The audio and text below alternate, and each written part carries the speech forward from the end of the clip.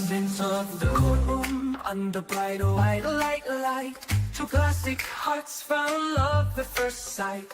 One had a bullet hole, the other had a frown, but when the trial paused, oh baby, love went down.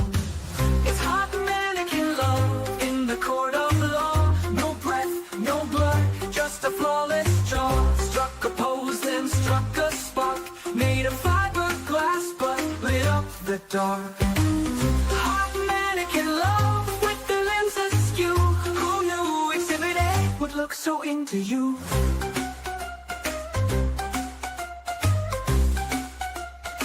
She leaned just right, he's sweet just so, like Cupid fired a dart through a Velcro torso. The jury looked confused, the bailiff blushed, the stenographer typed, objection, they're flushed. Hot mannequin love, no heartbeat, no shame, but they set off fire in a dart through a Velcro torso. The jury looked confused, the bailiff blushed, the stenographer typed, objection, they're flushed. Hot mannequin love, no heartbeat, no shame, but they set off fire. The law's just the same. Crime scene dolls, now courtroom flames, and love so real, it should be in chains. Hot mannequin love, not legal but true. Just don't let the judge catch them kissing in view.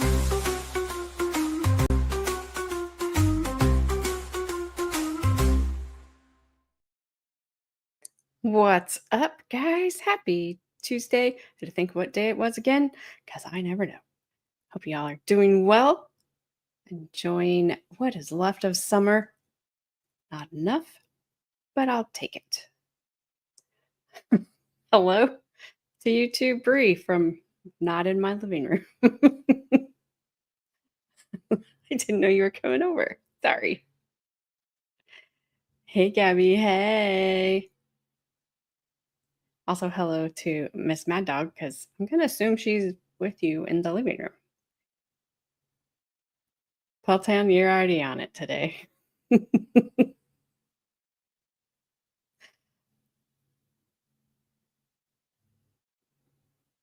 What's up, Flashman? I'm great. Great. I don't know how I'm going to top that song. I'm thinking we need one about a fork in the road. Maybe. I don't know, because I don't know what's going to happen.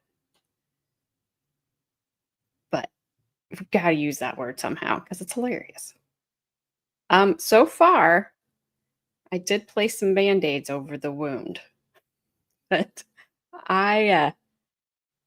that's why there's a little person standing next to the disclaimer I put up that YouTube not only generated, but suggested that thumbnail for me. So that's why the little stick guy's there saying, I know better, because I know better than to create something like that. But yes, I hid the open wound that is in the side of the guy's head. I'm not sure which mannequin that is. Some Band-Aids. What's up, Ruthie? Good to see you. Yes, fell down.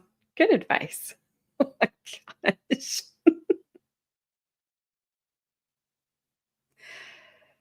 Whew. What's up, Ronnie? Good to see you as well. I am still singing it too. I love that song. I'm good with Pedaltown. It's like my new favorite song. It doesn't make a whole lot of sense. It's funny when you like really listen to the words, their limbs were askew. I'm like, oh, okay. Ouchie. What's up, old soul?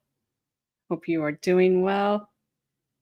Yes, Ronnie, Senorita Bonita. Yes, I am sure that you left Mad Dog at home. She is cleaning the house. As she should.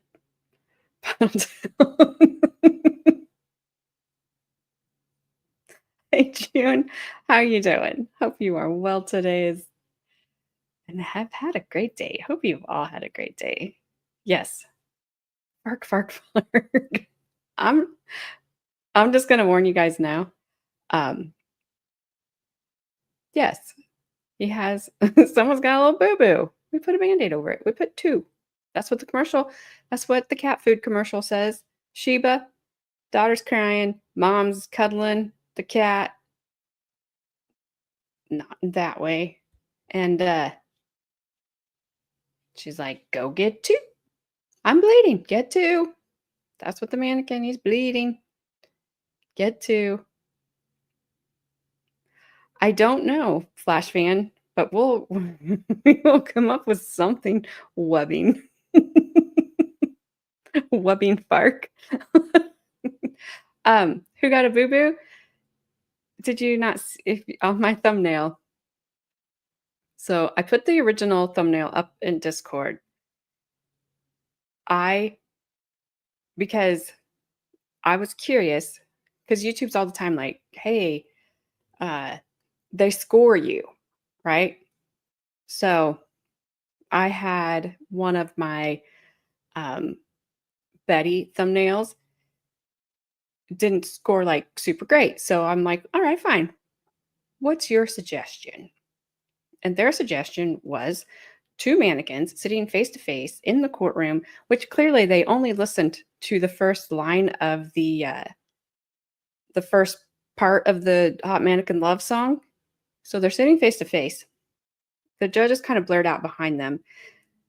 And one mannequin has a hole in its head, like the song says. There's a bullet hole in the head. And I'm like, I can't. You'll take me down if I use this. So I put the original one up. I edited it. That's why the two Band-Aids are over the gaping hole. I put a disclaimer at the bottom of YouTube generated and suggested this thumbnail. And that's why the little stick man is there saying, I know better. Sir Frank Otter, how are you doing, my friend? Long time no see. I have been wondering how you were doing and hoping that you're doing well and that everything is just going smooth for you.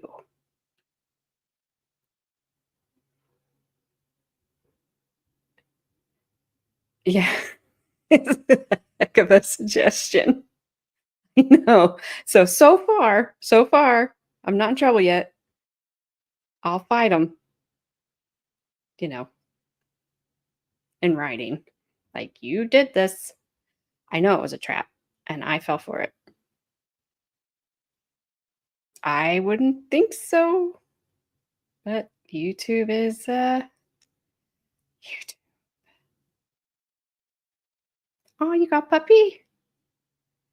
Been working mornings. I've only been streaming at night because mornings around here have just been like crazy.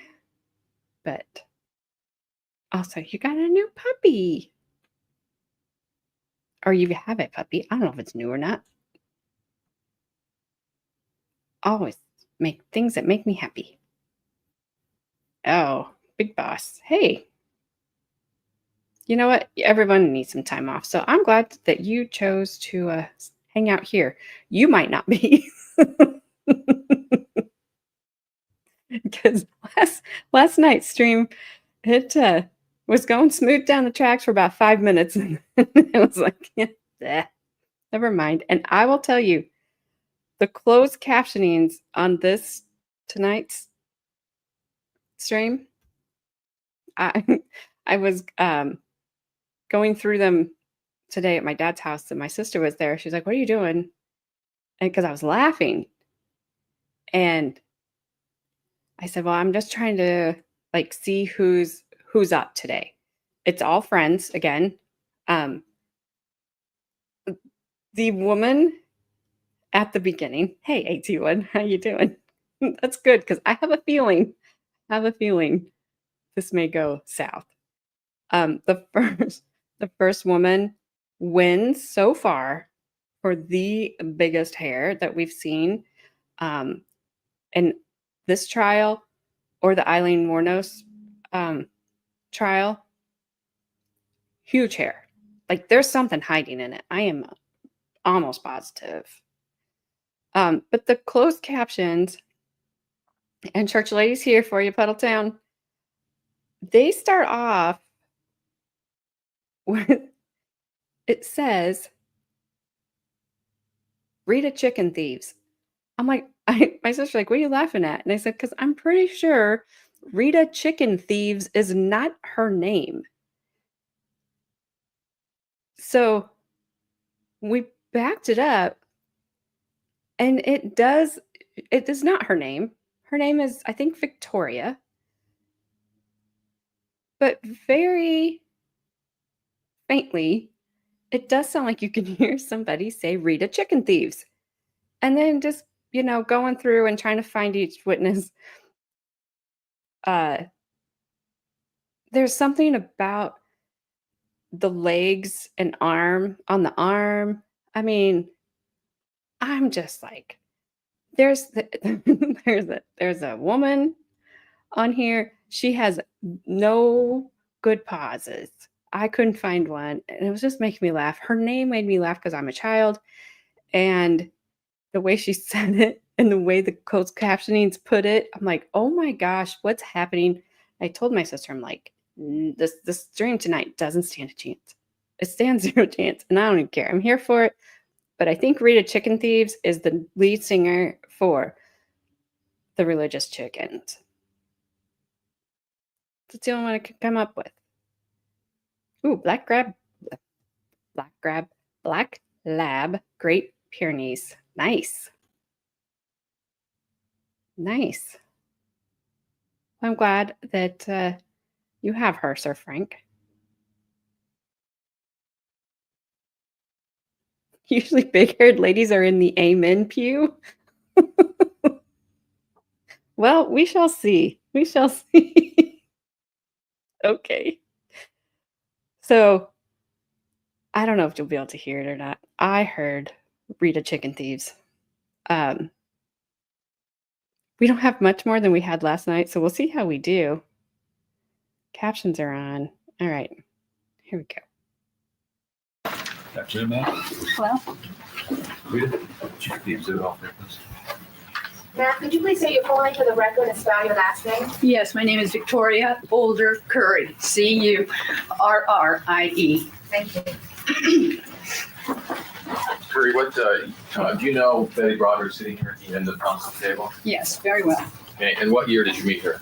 I met her in about 1976, 77. And how did you happen to meet? A neighbor of hers who lived down the street, Wilma Engel, had recommended her to me to take care of my children, my son. Okay. And do you have a son the age of Danny Broderick? Yes, exactly the same age. And what And also a daughter who's the same age as Rhett.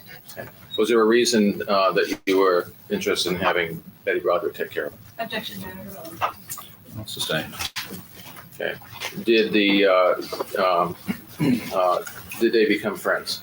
Your children? Yes, they became best friends. He was there 5 days a week. I was working regular hours, and I saw her all the time.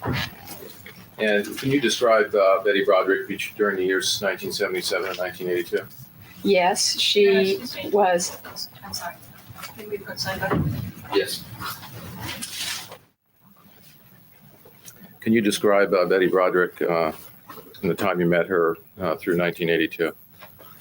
Yes, I would say she was a very down-to-earth person. She was generous. She was very much what I would call the Earth Mother type. The kids were always around her. My son and daughter both looked forward to going over to their house for her to take care of them because they had such a good time and she took such good care of them. Her whole life was really oriented around child caring. And I would not call her a socialite in any. How would she dress? Really? She dressed in sweats, tennis shoes. She had a station wagon. She'd load them all up. She was, as I said, very down to earth. Did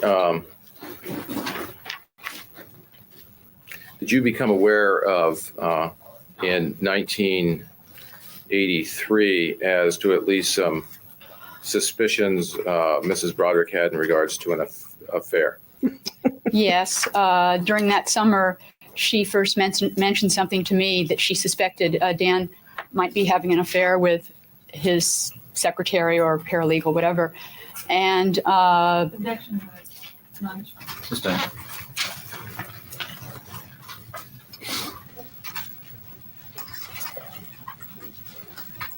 Old soul. I was thinking the same thing. She's, yeah, she's the Earth Mother type. She's not a socialite at all. We've already heard from Betty herself, her words, how much that she loved to shop, how many thousands of dollars she was spending a month shopping, and she did not shop at cheap places. You know, Nordstrom's, whatever else. I can think, I just know she really liked Nordstrom's. Not a socialite. Betty has told us different already. Like, I wonder if she has like long nails to like itch. Well, you gotta get down in that. That's so much. Nothing about Betty. I can't do it. Nothing about Betty Broderick. I can't. I have to say Indy 500, and then I can say Betty Broderick is down to earth. I have to say that first, or I can't say it. She probably slummed in Nordstrom's.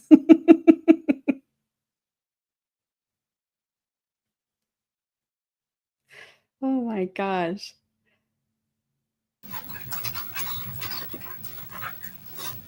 Now, before, was there a change in the way Betty talked about Dan after 1983? Yes, she wanted to believe what he said. Sustained. Was there a change in the way Betty talked about Dan after that period of time? Did she become more critical of him? Yes, she verbally was critical of him, whereas before she said, she criticized things more, like when we all talked. It was sort of normal conversation about, he did this or he did that. And after that, it began to change. She just couldn't, after Objection. 83. Sustained. Just wait till we ask you another question. Now, during this period, was Betty taking any steps to change herself to please Mr. Broderick? Yes, she was constantly telling me that he was critical of her. Specifically, one week she'd say, he thinks I'm too heavy. So she says, I'm on a new diet. Then she would say, soon after that, oh, he thinks my skin is broken out too much. I'm going to a dermatologist. She would then say, he doesn't like the way I dress. So she would go out and buy some new clothes. She was constantly, every week it seemed to be, it was something else that he seemed to be critical of. Did she seem to be having problems with self-esteem during this period of time?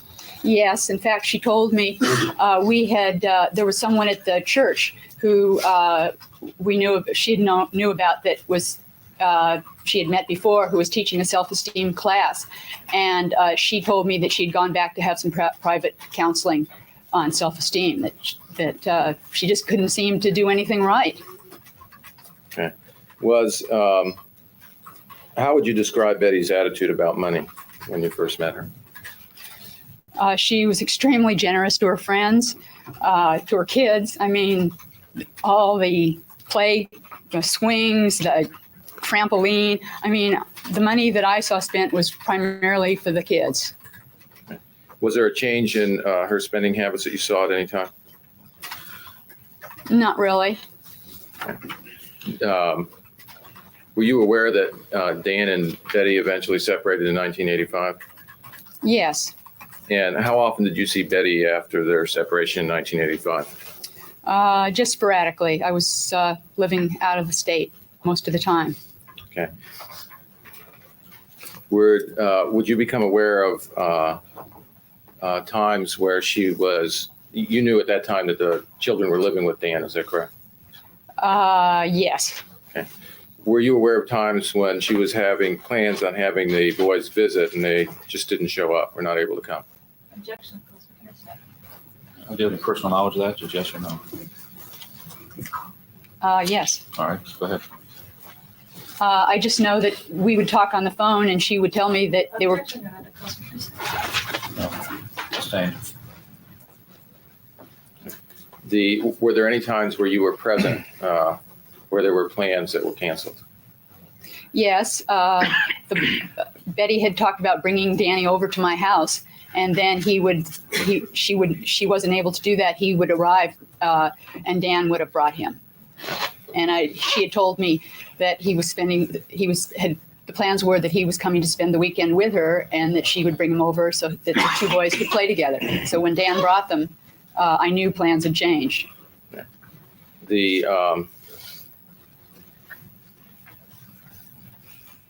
you become aware at some time of problems with the babysitters at Dan Broderick's house? I just, when Danny would be over at my house, I would hear him complain that nobody was there. He couldn't go different places because there was no one to take him. It just sounded like there was not very much supervision, and he complained about the food and the quality and lack of. And did you ever hear Betty use profanities? yes, but not until after, I don't know, 1984, 85, maybe, something like that. Okay. And can you describe those occasions? Was it all the time? No, no, it wasn't. And the only time that I really heard it was in reference to Linda or Dan. And I really didn't hear anything else. And I mean, it was done in frustration because she had never done this before. And so, I mean, I could understand. I mean, she just felt totally frustrated with her life, with herself. Was there, when you were present and with her and the children, was her behavior at that time, did it seem to be appropriate? Yes, she was just her old self when she was with the kids. I have to call BS. I never heard her. I never heard her say any bad words until like after Dan did all this horrible stuff to her. You don't start off, at least most people don't, start off at the level of profanity she was using if she never said those words before. If you kind of tend to build up to those. You don't just start there. You don't just start dropping, or maybe it's just me. I just don't know people that just start out at the C word. Like you just don't. You don't. That's like the word, especially to not say to a lady or call a lady, a woman, whatever, a female. You don't start there.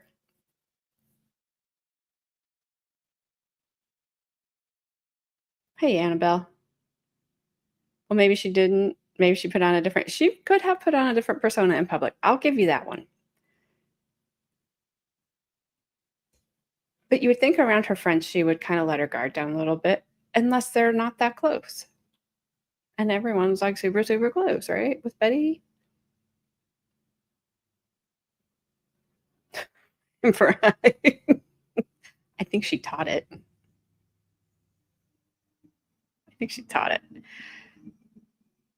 I give validity to what you're saying, Flashman. I do. I just find it hard to believe that she never slipped up. It's like I used to tell my kids when they were like in middle school. I remember telling my son one time, if you're saying profanity around your friends, you will eventually, you're going to slip up and say it in front of me, even though you think you won't. And we were coming home one day, and he was done chewing the piece of gum he had in his mouth. So he went to throw it at a speed limit sign or something. Well, he missed. And he was like, damn it. And I just looked at him and I said, I told you. That's all I said, was like, I told you so. That was it. It's like, thanks for proving my point. I mean, he's 32 now, so it's whatever. But he was in middle school then. Yes, they do. Absolutely, AT1. It is very much different. It's like, how you doing? C word. Have a good lunch. Have a good day. And she did take her. She did. take driving lessons at the local monster truck rally. She learned how to bump into things, just tap it. Well, I wouldn't do that. I was just like, I just wanted to point out that I was right. If she's a victim, does that make her a widow? I don't know. I don't know. All right. Oh, Sir Frank, the judge always looks like that. We say that he is rethinking his life decisions and wishing he was anywhere but in this courtroom at this time. That's because everyone there does everything next Tuesday.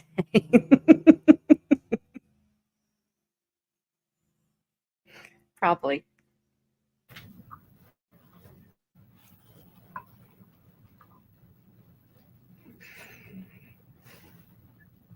I have no further questions. Cross down. Ms. Kerr, you never heard her use inappropriate language in front of the children? I can't remember that. I honestly can't, because I was gone, as I said, from about June 1985, and I just don't remember. I did hear her. We talked on the phone, and I periodically saw her when I came to town for maybe 3-month stretches. But I just don't remember that. I admit that she did call Dan. She did use some words about Dan and Linda. Well, And did you ever hear her using those words in front of the children? Did you ever hear her? honestly, I didn't. But Honestly, you're probably lying. What's up, Adair? It's about time you showed up. I was about to send out the search party for you. I knew where to find you. It wasn't hard. Somebody told on you, but it's okay. Hey, Sue. How you doing? We have the Betty Broderick trial going on from 1991. We are in the middle of defense, and we are listening to Betty's friends probably tell a lot of half-truths here and there, sprinkled in with a little truth, and it's probably just some flat-out lies. Yesterday we heard from 2 of her friends that when they got called at 6 o'clock in the morning, they would not ask her. One of the questions they would not ask her is, "Where are you?" But yet they knew where to go. What's up, Tink?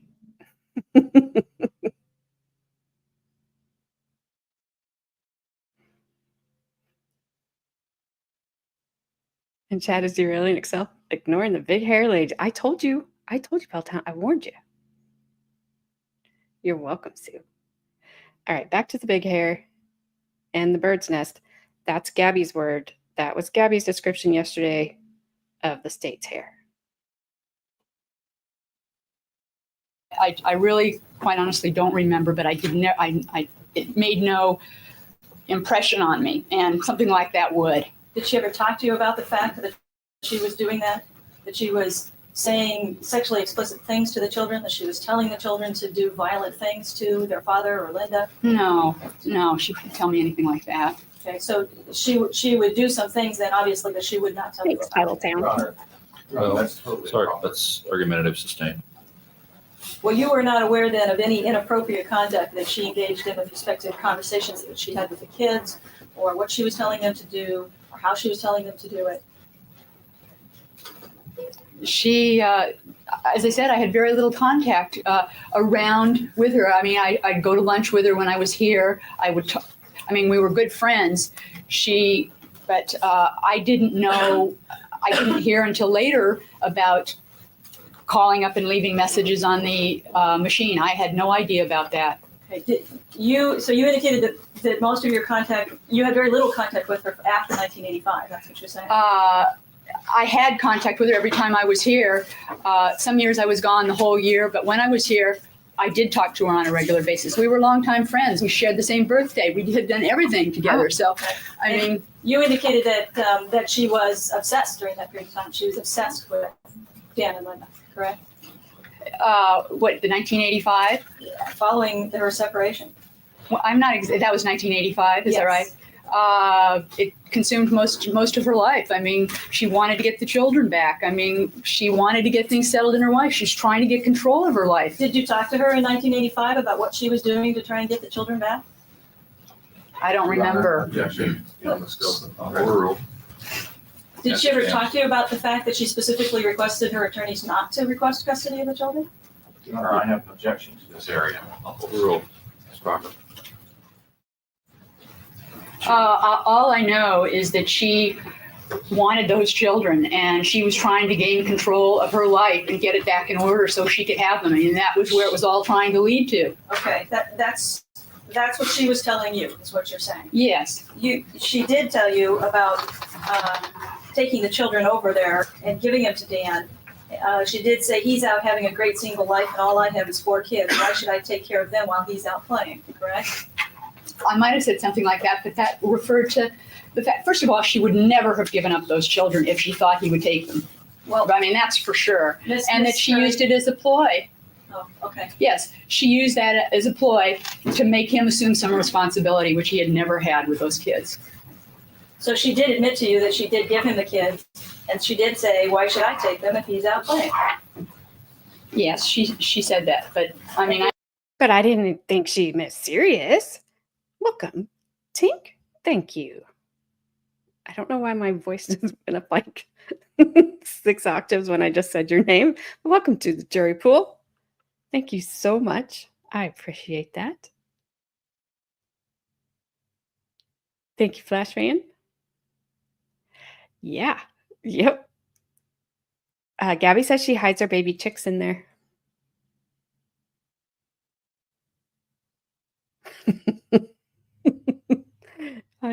If Betty is wearing that sweater after a month of it, has grown legs, and is walking around asking, what am I? And probably, where am I? Oh. Yeah, she wouldn't give the children up if she thought he wouldn't take them. Huh? She dropped them. Like, there's so many lies. Lady, stop it. Because I'm trying to be one of them Tink sisters. That was like, I don't know what happened there. That was hilarious.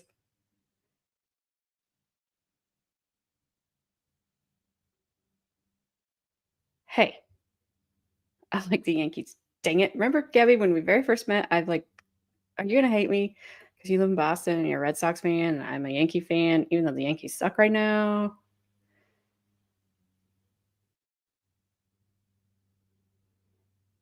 Yes, and wrong Yankees.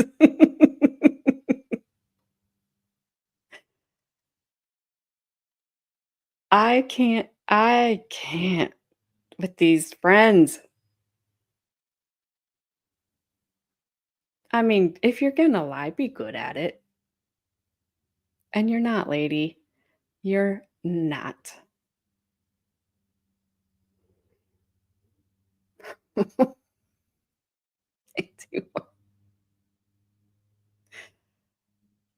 I know you don't. I know. That's why and that was your answer. That was your answer. You don't care. I did not. That would have been cool though, Flash Man. Let's be honest. But I didn't.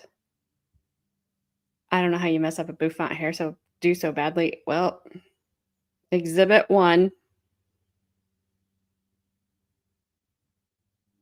Whoops. I mean, it's a weird concept. It's fairly new, to tell the truth. We're trying it out. We have some select marketing areas that we're trying this concept out in. It's not going so well, but we have hope. No, you don't, because your autocorrect is hilarious. See, I'm used to it. He'll call me a boomer 50 times before the night's over. Some of it I'll deserve, and some of it I won't. All right, that's long enough for that lady's mouth to sit like that. It's kind of disturbing me. I understood why she said it was very obvious to me. Okay. Did Knowing she her- talk to you about the opportunities that she had to have the kids back in 1986 and 1987? Did she talk to you about any people that were trying to encourage her to take the kids back and her refusal to do so? No, during 1985 to 1985, 86, 87, I was gone completely from here. So I just periodically spoke with her on the phone, birthdays, Christmas, whatever. They're good friends. They're really good friends. Very good friends. The best of friends. And are you saying that prior to 1982, prior to 1983, you never heard Elizabeth Broderick be critical of Dan in front of other people? No more than any of us would. I mean, when we periodically get together, oh, let me tell you what he did this morning. It was just very normal, very typical of what, all our friends would periodically say. Did you get any feeling that she was unhappy in her marriage or that she was happy in her marriage? I think she was critical that he was never there, and he wasn't. I rarely saw him. We did socialize periodically, but it usually was our birthday. And I know he, My I worked. My question was if she was happy in the marriage or unhappy in the marriage. I don't think she ever really said. She just was critical of he was never there. There were times when you socialized together with her and her husband, correct? A few times, yes. And you described him as being friendly and outgoing and as someone. Right. Yes. And did you ever hear him say to her that she was fat or say to her something degrading? Did you ever hear that? No. But she told me that. She told you that. And when you talked to her prior to 1983, you never heard her call him a fag or call him an asshole? No, I never ever heard her use a four-letter word. I don't recall during that time up until, I don't know. Did you ever After see 83. her shunning his affections during that period of time? No, but I watched this trial back in the day too, Sue. It's like the first one I watched. I can't pause this lady on good. I just can't. It's not my fault. It is her.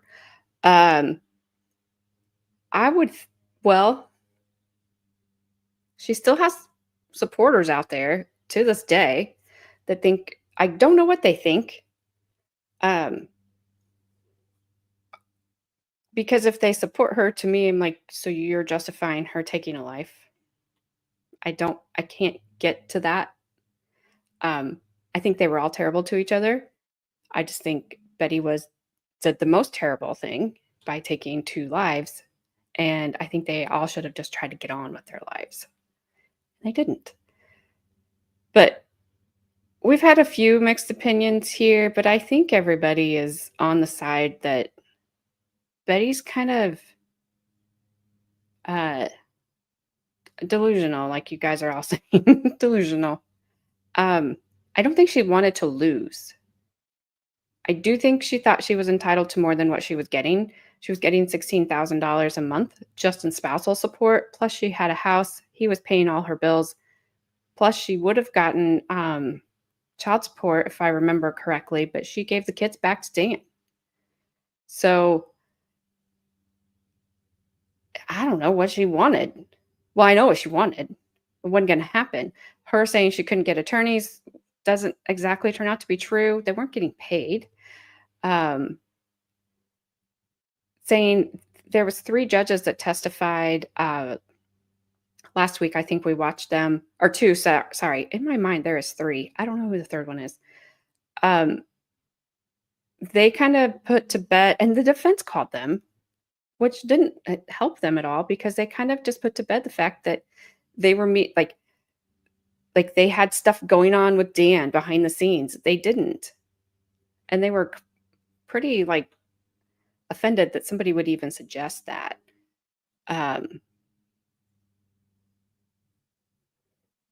Yeah. So I don't know if that helps you.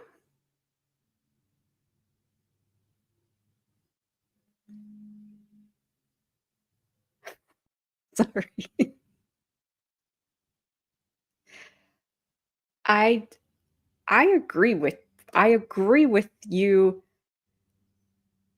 I agree with you to a point because of the things that have come out. Like, I remember watching this trial, but I don't remember the trial. And rewatching it, it's like, oh my gosh, I didn't realize she did this, this, and this, because I just remember her like press tour and never taking responsibility. And to this day, does not take responsibility for her actions and still blames them. And I do agree that people can get pushed over the edge. I 100% agree. She wrote a book in 2023. We read the summary of the book. And it said, I don't know if these are her words in the summary, that she went over to Dan and Linda's house that morning to confront them. They were sleeping. And that she unalived them in self-defense. They were sleeping. So if that's now her take on it, why do you go confront sleeping people? And they were in bed. You unalived them in bed. They were still covered up. Except for Dan, who was on the floor, who said, you got me. And then you go rip the phone out of the wall and then you leave. None of that is self-defense. So she's still just in this weird state, in my opinion.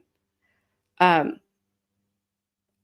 don't know. I think we probably leaned more like what Sue was saying, of she was pushed over the edge because of all her talking to Oprah,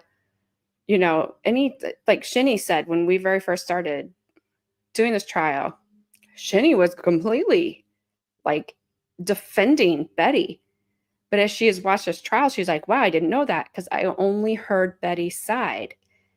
Her opinion has changed.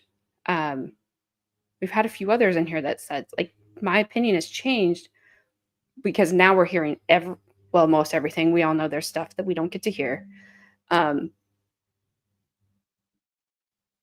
So I think some people's opinions have changed since watching the trial.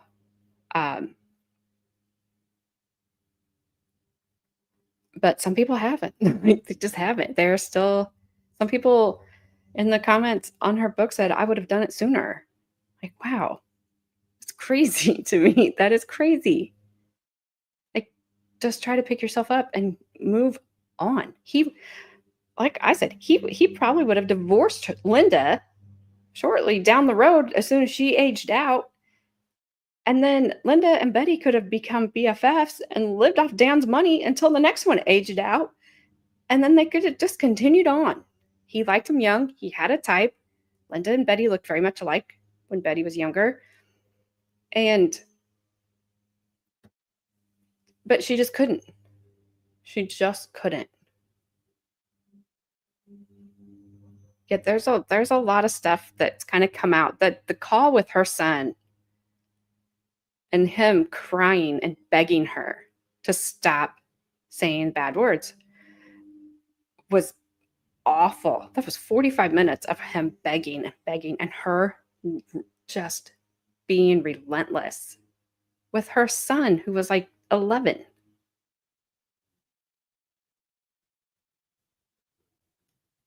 Well, I don't know how else to put it. I don't know. I think yeah. That call was awful. I'm sorry, Gabby. No, because I think Betty would have had more evidence against her with cell phones and video. I think she would have been that person that would be out there taking video constantly of Dan and Linda. She was taking pictures of Linda at her daughter's graduation. Yeah. So no, I don't. I think it would have been worse. What's up, Carmen? Thank you. I did. Just a subtle little change. And you have a good night as well. I don't know if they ever found the keys. All right, let's let this woman get through this cross-examination so she can go home. She needs to go to bed. She needs to go let that hair down. Let those chicks crawl out of there. Get some air. I didn't really see him too much. And with respect to money, it is true that after 1979, 1980, that she was spending a lot of money Well, relative to what? relative to how she had spent before. And she talked about the fact that she was buying a lot of jewelry, she was buying a lot of clothes, they were going on a lot of trips. Not really. I mean, to me, I still saw her doing it with the kids, and she bought the girls, took very good care of the girls with their clothes. That the kids always had a new bike or the newest kind of gimmick skateboard or whatever, and that's really more where I saw the money going. Have you not said, though, that in the last few years of her marriage that you saw her buying expensive clothes and expensive jewelry? I guess she did, but I mean, she did. But I don't remember it being any more than it didn't stand out in my mind compared with the people that were all around and her friends. What about the parties that she gave? Did she give lavish parties where she had No, caterers? I mean, I went to her Christmas party. I never had dinner at her house. She never, I mean, I never, we would go out periodically, but she did have a Christmas party, and it was very family oriented, and the kids all dressed alike. And I mean, it was their day. Image was important to her, right? To have that appropriate image for other people, dressing all the kids alike, and that's. Well, I don't know. She either did it. I think she did it for herself. I never got the feeling she was doing it for anybody else. So you never went to any parties that she had in the afternoon for women where she hired musicians or? No, I went to one lunch, but I just don't remember sitting outside in the backyard. But when you're indicating your connection with Danny coming over to play with your son, that would have been prior to 1985, because in 1985 you moved. Is that correct? that's right. But then we came back for these 3-month stretches. And Matt and Danny were best friends. It's a kind of a friendship that they're still that continues on, and they're just longtime friends. And did Danny ever express any fears to you about his mother going to kill his dad? No, I never heard anything. I have no further questions. Direct. There you go. Witness case used. Thank you very much, ma'am. All right, go ahead, Dick. And while she's coming up, you're going to keep your first sidebar. All right. Take our afternoon recess at this time, ladies and gentlemen. We'll be in recess until 3 o'clock. Please remember the admonition. Matter of the people of the state of California, this is Elizabeth Broderick. Court finds all members of the jury panel are present. All counsel are present. Mrs. Broderick is present. Ms. Ann Dick, come forward. You do solemnly swear the testimony you're about to give in the matter not sitting before this court shall be the truth, the whole truth, and nothing but the truth, so help you God. Could you please have a seat in the witness stand? Afternoon, ma'am. Now, could you please state your full name for the record and spell your last name? Ann, A-N-N-E, B as in boy, last name is Dick, D-I-C-K. Thank you. And do you know the lady at the end of the council table here, Betty Broderick? Yes, I do. And what year did you meet Betty? We moved to San Diego in 1976, and I met Betty and her family probably 6 months later. Okay. And how did you have the meeting? A mutual friend introduced us. Okay. And what was the purpose? Was there a purpose in your meeting? At that time, I had transferred my membership in the junior league, and I needed to do a year of transfer volunteer work. And my older 2 children were in school, and I needed someone to watch over my youngest child. And our mutual friend had said that Betty would be willing to watch over young children so that her children had someone to play with.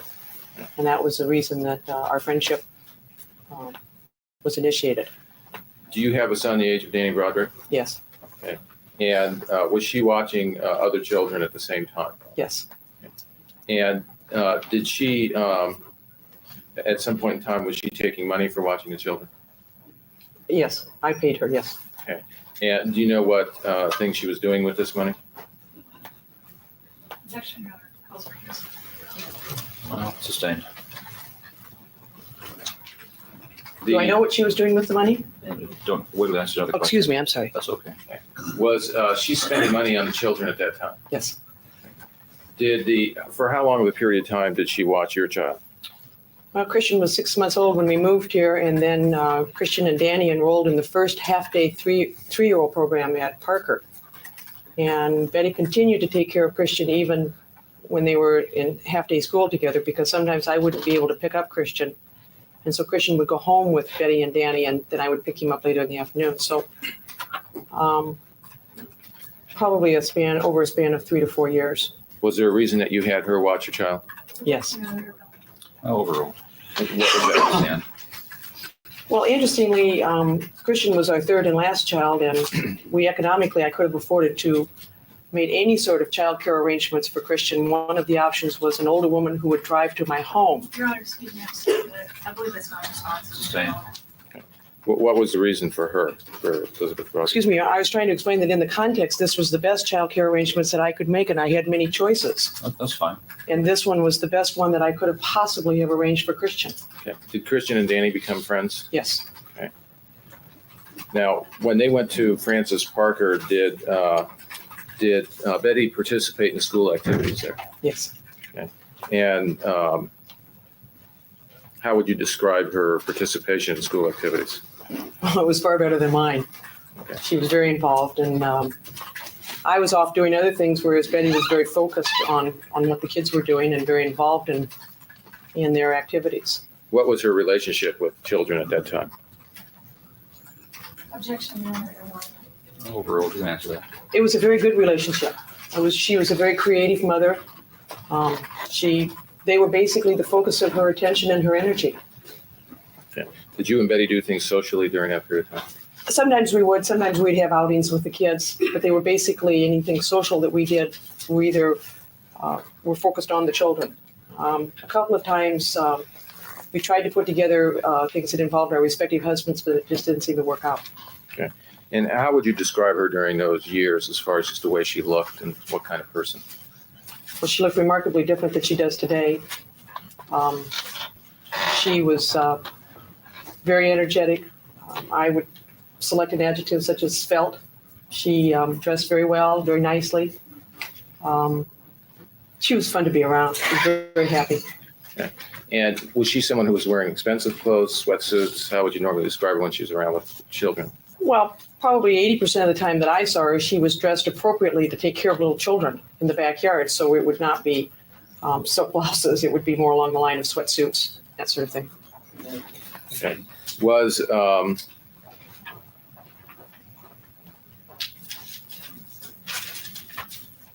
and how often between the time you met her and up until 1982 would you say you saw her? Well, I can't be precise, but I would say at the most, I would drop Christian off maybe 2 and 3 times a week. Okay. There would be reason for me to need to be away from home.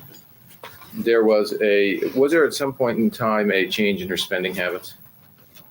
Well, not the sort of change that I would describe as an overnight change. There was a gradual change. And I think as Dan became more successful, the spending habits probably changed commensurate with his earning capacity. Okay. Was that the whole family or just Betty? Well, Betty did most of the buying for the 4 children, and Dan certainly spent money. He had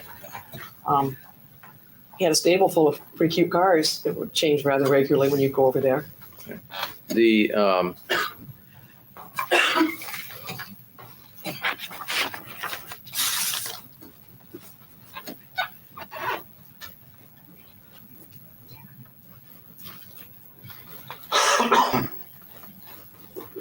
did the time that you were over at the Broderick house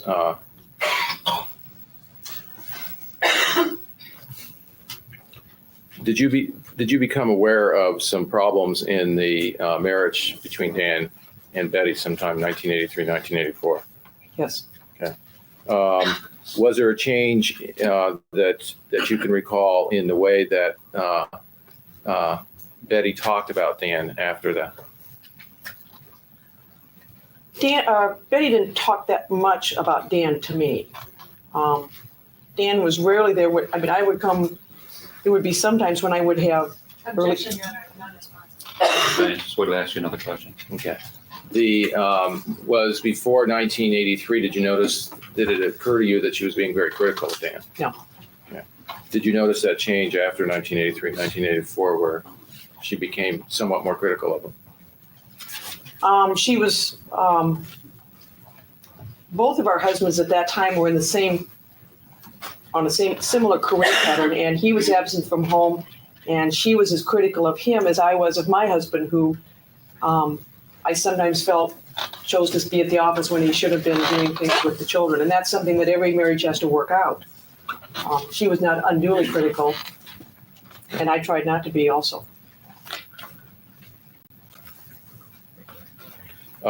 Did you become aware of at least some suspicion of an affair that she had? I was not aware of it. Okay. Were you ever aware of her trying to change herself or trying to improve herself? No, I was not aware of that. Did you happen to ever visit her in her La Jolla Shores home on Calle de Cielo? Yes. Okay. And when she first moved in the house, can you describe how it was furnished? Very sparsely. And when you mean sparsely, what are you talking about? There wasn't very much furniture. Okay.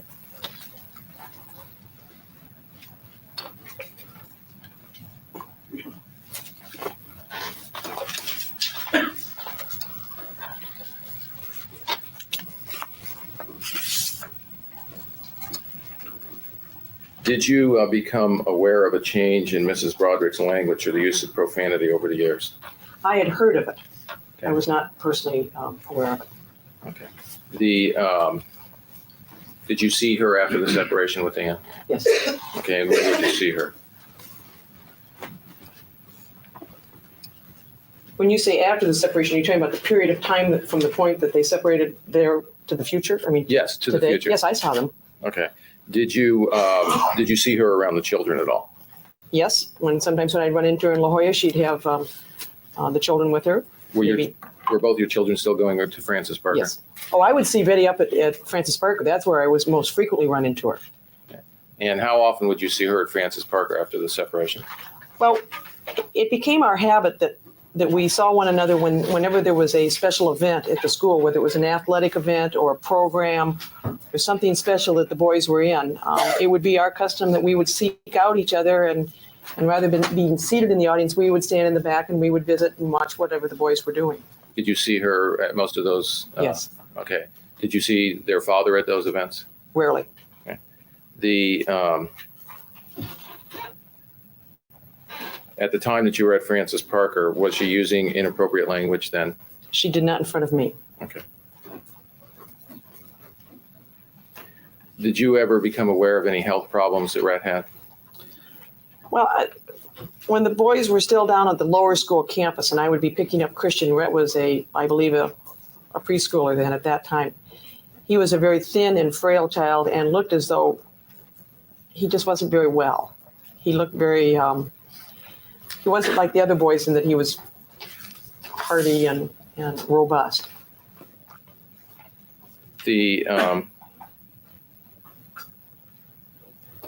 Did you see any physical changes in Elizabeth Broderick over the years after their separation? Yes. And what were those physical changes? She gained weight.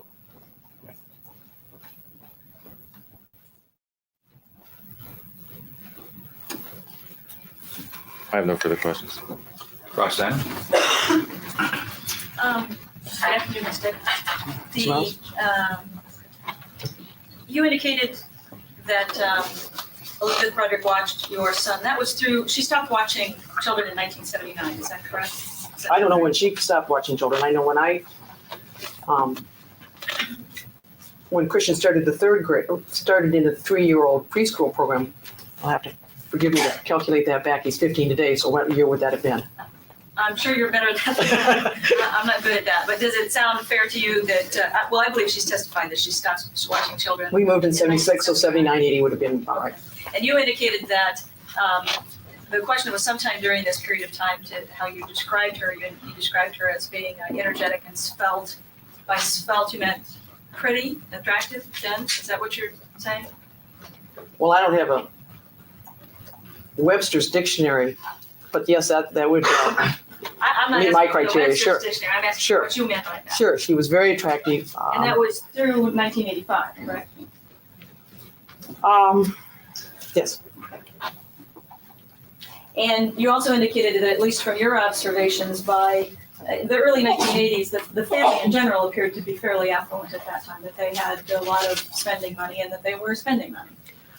well, interestingly, Dan had the same risk that we had, which is it went from, I had a career change and there's a certain amount of risk involved as to whether you're going to be financially successful. It's my understanding that when Dan did become successful, he became enormously successful. Right. And you're indicating that once it became successful, obviously, the family was spending money. They had money to I spend. think that's a fair characterization, yes. Okay.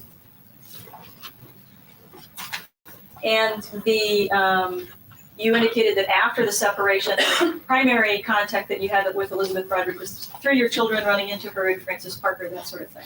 And various places in La Jolla. Okay. Go out and socialize with her? Did the two of you together go out and see a movie in the evenings? No. Anything like that? No.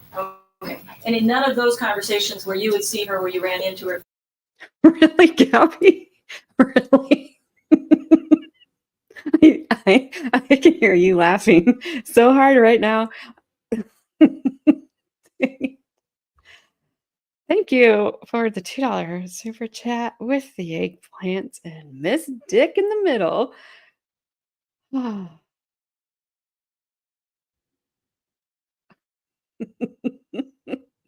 I don't remember how old Brad was, but he was young enough that younger than her that she was embarrassed by him, even though she wouldn't admit that. Zach.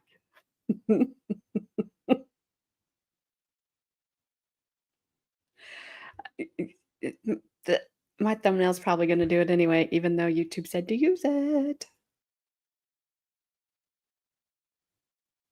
And it's a name. It is her name. She spelled it. It's in the closed captionings, even though they put the D space IC together space K. It's weird.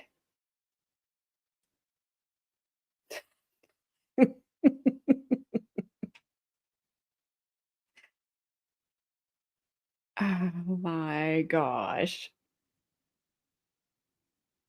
At least the dictation is easy with good audio.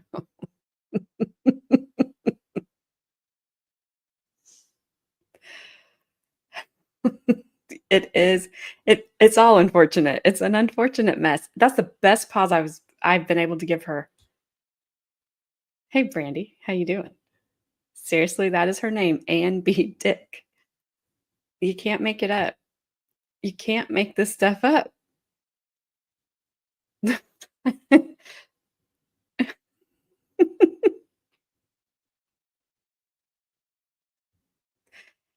It's for us, for entertainment. That's for sure. Now say that all with the southern drawl. I bet, just this for you, Gabby. I bet as soon as Ms. Dick was done testifying, she went outside and she got in her vehicle and drove her vehicle home. I hope she passed some corn.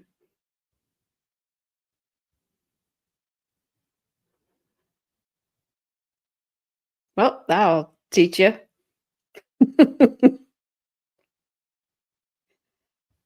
She wasn't hideous and bloated. We've seen pictures of her. So she wasn't. She was pretty thin. So I don't know. I have no idea. I think Carmen may have went to bed because when she was talking, when she was describing Betty, Carmen now is in my head. And now I'm thinking, does she have the hots for Betty? Like, does she have a crush? That's not right. I should not do that because she might still be a happily married woman. Of the women that were sitting around bitching about their husbands, like, good grief. They're out there making you guys money to go buy all your crap with.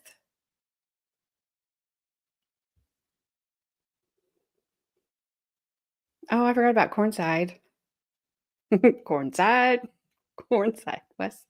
South side. I can't. I can't even sound gangsta if I wanted to. It just comes out. It's just no, no, not Carmen. This woman on the stand.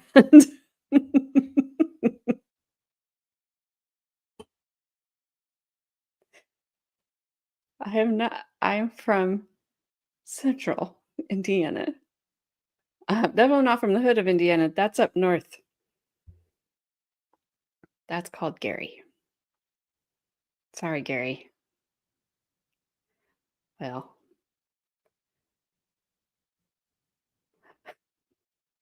sorry. Well, she wasn't swearing because she was the non-swearing Earth Mother type that was always appropriately dressed, but then wore sweats. We don't know. She might have walked around naked. She wanted. First time you were in the North Carolina you went to a restaurant. Waitress asked if you wanted iced tea, sweet or unsweet. I'm surprised they asked if you wanted sweet or unsweet. My husband and I went to Tennessee and ordered unsweet tea one time, and I really thought we were going to get kicked out of the restaurant. Have you seen Gary? Gary is scary. You don't stop in Gary. You don't stop. You just keep driving till you're through Gary. You don't go there.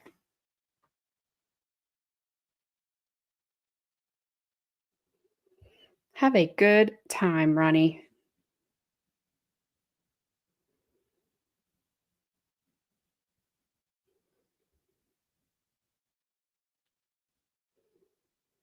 All right.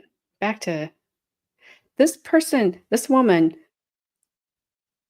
She reminds me of a young actor, and I cannot place him. And it is a guy. It's not having anything to do with her hair. It's literally just her face. Reminds me of this kid actor. I can't think of him. No, Gary's not like, well, I don't know. Gary, I have no idea. I've never stopped in Gary. Never been by it. Going like, just going. Not a lot left in Gary because I don't know, the steel mills or something. I don't know. It might be a little Opie. Could be a little bit of Opie.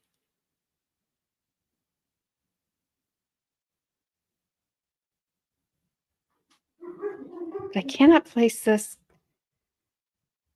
He's kind of he's a heavier set young fella. And I cannot think of his name. He's blonde like her hair color. Kind of got like the puffier cheeks. I don't know. Frances Parker, for example, was she using any inappropriate language? No, that's correct. Okay, so she acted appropriately under those circumstances. Yes. And you never heard her at all use inappropriate language in front of the children, is that correct? Not when I was present. Okay, and when you would see her, when you would run into her with the children, it would usually be at places where there was a lot of people around, events, that sort of thing. I think that's true. Yeah. Now, you indicated that you felt that Rhett appeared to be sick or skinny. What year are you talking about? Well, he would have had to have been in the preschool program. So this was when he was a little guy. Well, the earliest preschool program at Parker is 3 years old, so it has to be 3 years old or older. Okay, so that was prior to There is no separation. daycare there. There's preschool. You're talking about prior to their separation then, that was your observation. Well, there were a number of years where I was still picking up Christian at the lower school while both Danny and Rhett were at the lower school. So you're asking me to say, was he 3, 4, 5, 6? I can't tell you, but it was in that period of time. Okay, and if they didn't separate until he was 6 years old, then Right. As I said, I have not worked the numbers backwards to figure out how old he was when my son was in the 6th grade. it is true, is it not, that even when you would see her at these events at Francis Parker or whatever, that she often talked about her problems in the divorce and her problems with Dan? Yes. Okay. And you have described her, in fact, as being obsessed about that. Well, I'm not sure I used the word obsessed, but that's certainly been a word that has been used frequently.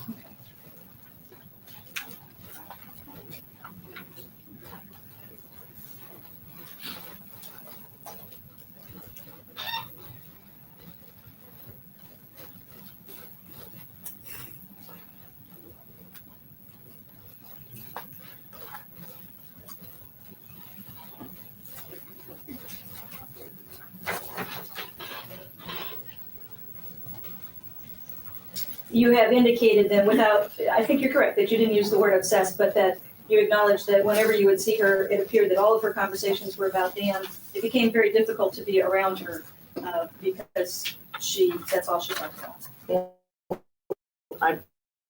Could you tell me what you're reading from? From a report, an investigative report. Done by you? By the defense investigator. Really? And I can show you to refresh your recollection. I don't want to put words in your mouth. Directing your attention to the investigative report, page 3, this paragraph. Okay. You have to wait a minute.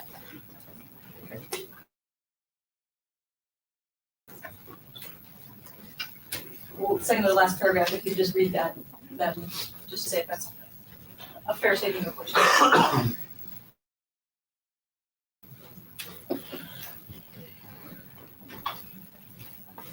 I said that, yeah. Okay. So you indicated that the only conversations were about Dan, and you stated that it was such an extreme situation that it made it difficult to want to be with her. Well, I would broaden it by saying that we did talk about other family things besides Dan, but Dan was certainly a focus of much of our conversation. But we did talk about the boys and the 2 older girls who were the same age as our older children. So we had conversations that encompassed more than just the one member of the family and Dan. Was there ever an incident when she got angry at you for kissing up to Dan? No. Were you aware of why she would write in her diary anything about Ann Dick ignored me and kissed up to Dan? No. I wouldn't do that. And when was the last time that you saw Elizabeth Broderick before November the 5th? The fall of that year. Do you remember the day? Do you recall seeing her the Wednesday before? It could have been. And do you recall indicating that she appeared to be no different than any other time? Any other time in the last year, 6 months, 6 years, in relation to what? I ran into her in Burns Drug Store in La Jolla. Kim was with her. Right. And that you indicated that you didn't notice anything unusual about her at that time. No, they were doing the same thing that I had just done, which was buying Kim all the things that you need to take to college so you don't have to pay for them yourself. I have no further questions. The director. Excuse.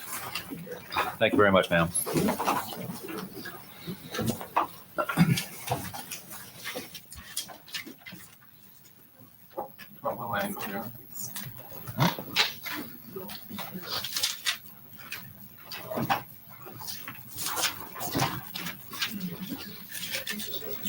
You do solemnly swear the testimony about to give in the matter of before this court shall be the truth, the whole truth, and nothing but the truth, so help you God. Could you have seen the witness stand, please? Afternoon, ma'am. Could you state your full name for the record, please, and spell your last name? Wilma J. Engel, E-N-G-E-L. Thank you. Do you know the lady at the end of council table here, Betty Broderick? Yes, I do. And do you remember when you met her? We moved into our tract homes within a month of each other, and I moved in May of '76, and the Brodericks moved into the house we had looked at, but decided it was too big. I believe they moved in shortly after. I met her when our boys were 3 months old, and I'm referring to Danny and Jeremy.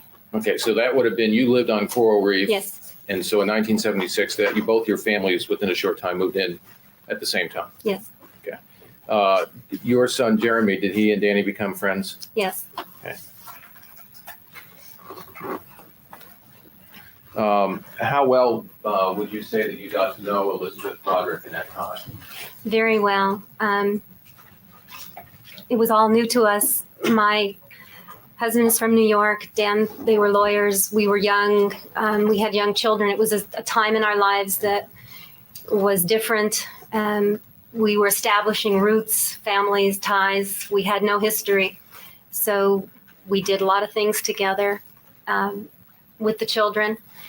And then shortly thereafter, I went back to graduate school, and Betty would insist on taking Jeremy with her everywhere that she went. And I then insisted that she take money,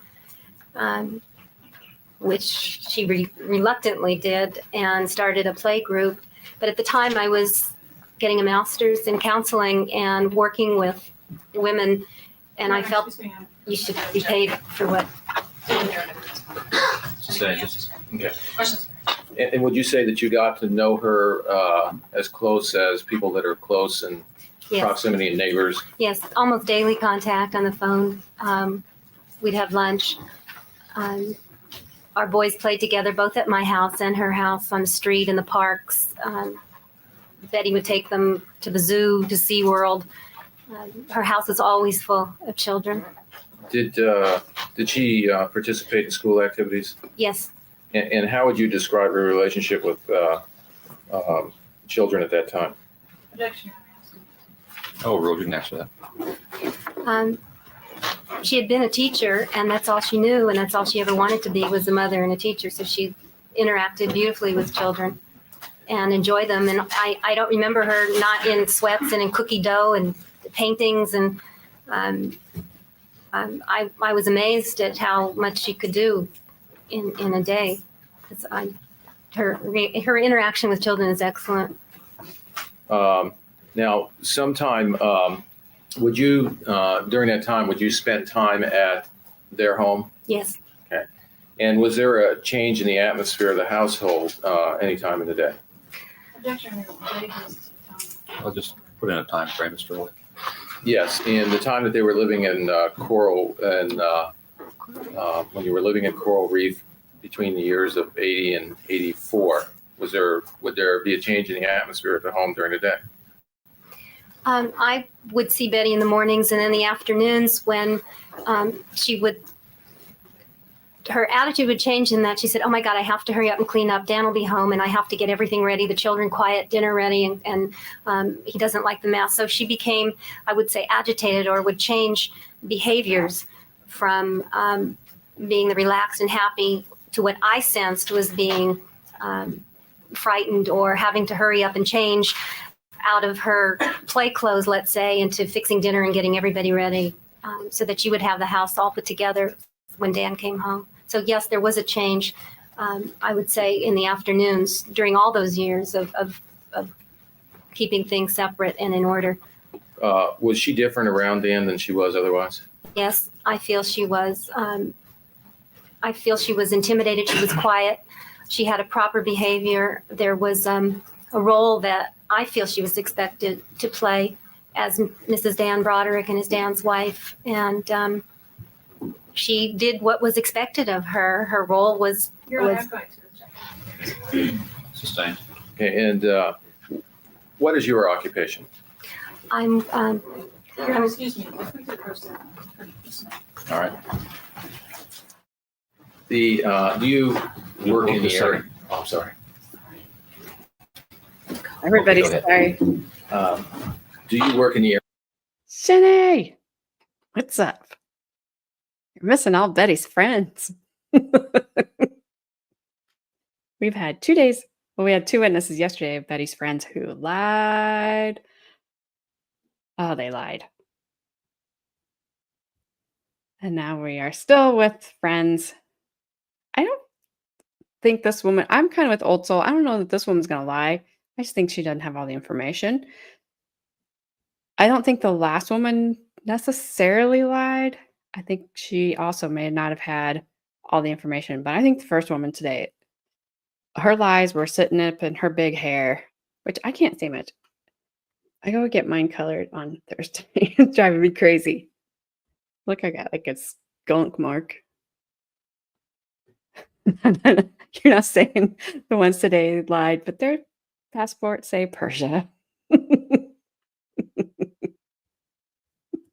I think yesterday's they were bad. They were bad liars. They were bad at lying, and they were bad liars. It was ridiculous. Oh, the way I paused church lady, she looks like her head hurts. But I think she's just dusting her glasses.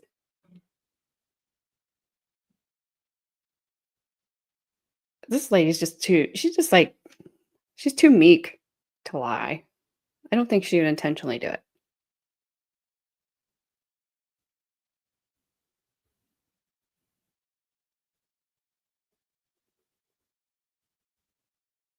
Oh, if you do, you let me know. That would be amazing. That would be amazing.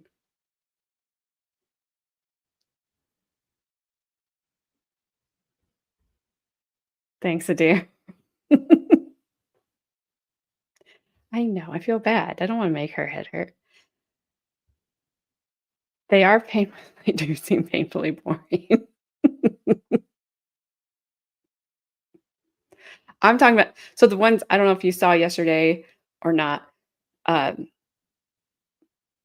When they said Betty called them at 6 in the morning or whatever time it was early, said she had accidentally or may have, fired her firearm. And she was calling from a payphone, which she would have had to do back then. They didn't ask her where she was. But yet they all kind of seemed to know where she was.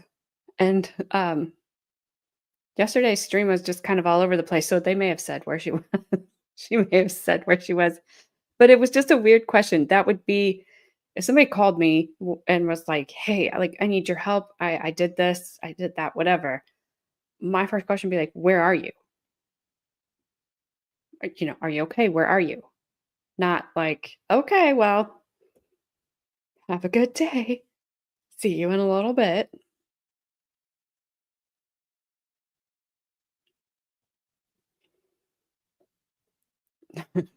Puddletown. You say whichever one you want. I was kidding. It's not the new fab. She was she was at Mystic's Down to Earth yoga circle. Maybe. I don't know. She was in her sweats though, and dressed to the nines, all at the same time.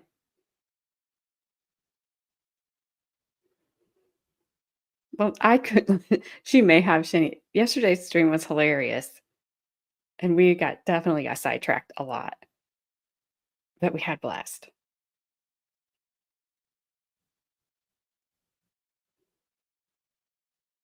Do you think she told them where she was, but they're omitting that point in court? Could be. Could be. They just didn't. Those two yesterday did not seem honest. They seemed honest to the point they just were like, okay, now I don't want to talk about it anymore with you, prosecutor. And I even thought I think the state took longer questioning than the defense attorney did. What?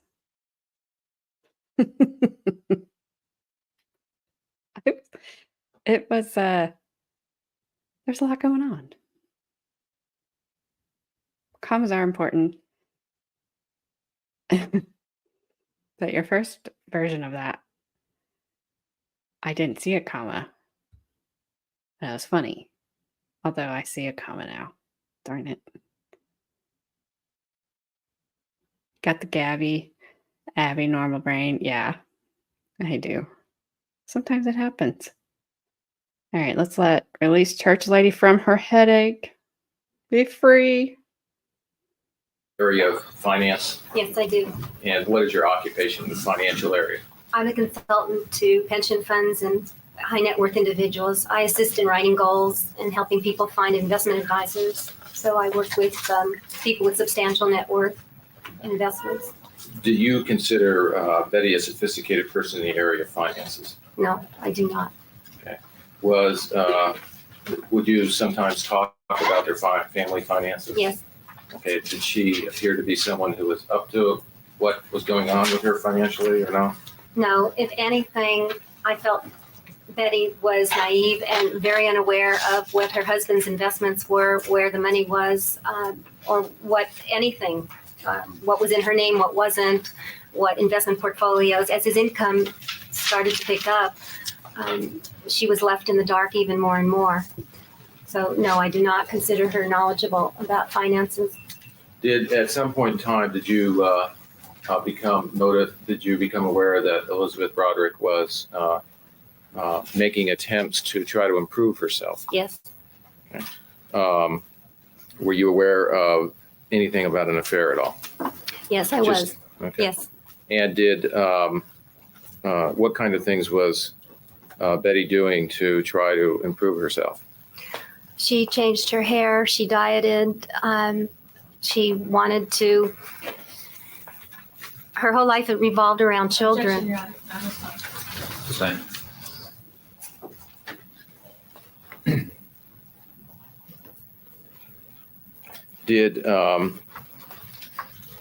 Were you aware of a time when Elizabeth Broderick and Dan Broderick separated? Yes. Okay. And did you see her after that period of time? Yes, I did. I continued to see Betty. Our boys were still friendly. We were still neighbors. I was aware of everything that was going on in daily contacts and through the boys. Okay. Did you see some changes in her emotional state from 1985 to 1989? Yes, I did. And how would you describe that? Betty became, I would say, distraught, more helpless. She became very frustrated. She sensed there was something going on with Dan. He used to come home late, and he was never home. I'm going from 1985, after their separation, till 1989. After the separation? Yes. Betty tried to get Dan back in any way that she could. She had conveyed to me that he was having a classic midlife crisis and that she'd hoped he would come to his senses and return to her and the family, and that she was trying to do everything that she could to get him back. And that's my interpretation of what was going on in terms of betrayal or scorn. Excuse me, it's not Sorry. Sustained. Okay. Did you see a change in Miss Broderick's language over the years? Well, Betty and I are from New York, and we tend to express ourselves. We're both very direct and don't beat around the bush. So, no, Betty and I were always open and honest in the language, whether it was not appropriate. We would swear. So, no, I did not detect any language differences. She never moved back on the Coral Reef home, is that No. correct?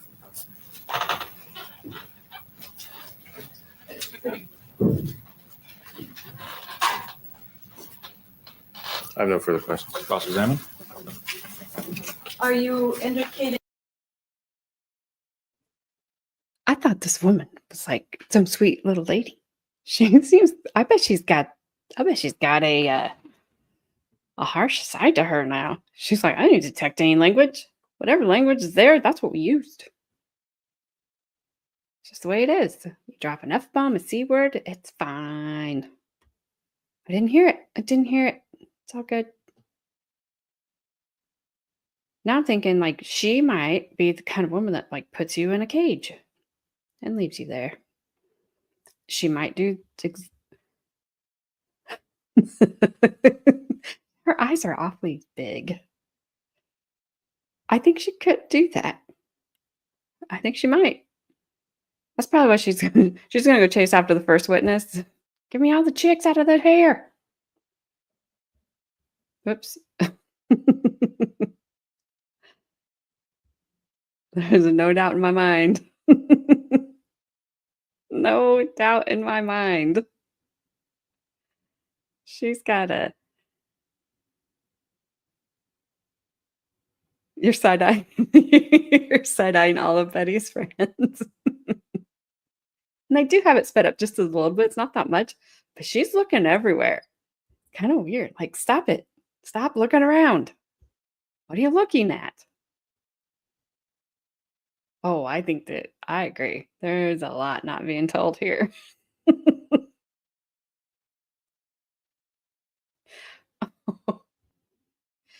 She's from New York. I'm thinking around turning in a turd street. Oh, wow.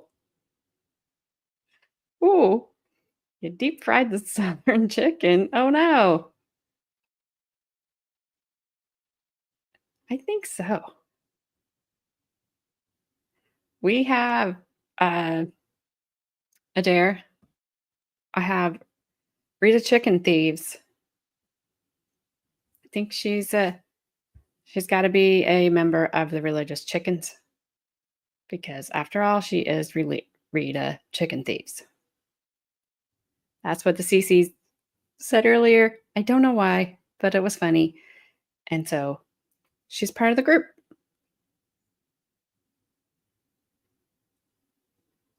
Hit play. Go. Ms. Engel, that she did the same amount of swearing after the separation as she did before the separation? Well, it wasn't a lot that in my presence that I was aware of to begin with. There Was she calling Mr. Broderick, to your knowledge, bad words before the separation? Did you ever hear her call him a fag or call him an asshole or words like that before separation? She would refer to him as a cliche, and she did refer to him as boring, that all he did was work. And, but the words, no, there was nothing out of the ordinary that I recall her calling him names. When you say she referred to him as a cliche, you're saying she used those words, that he is a cliche? Yes. Yes, okay. And there was no difference in the way she referred to him after the separation?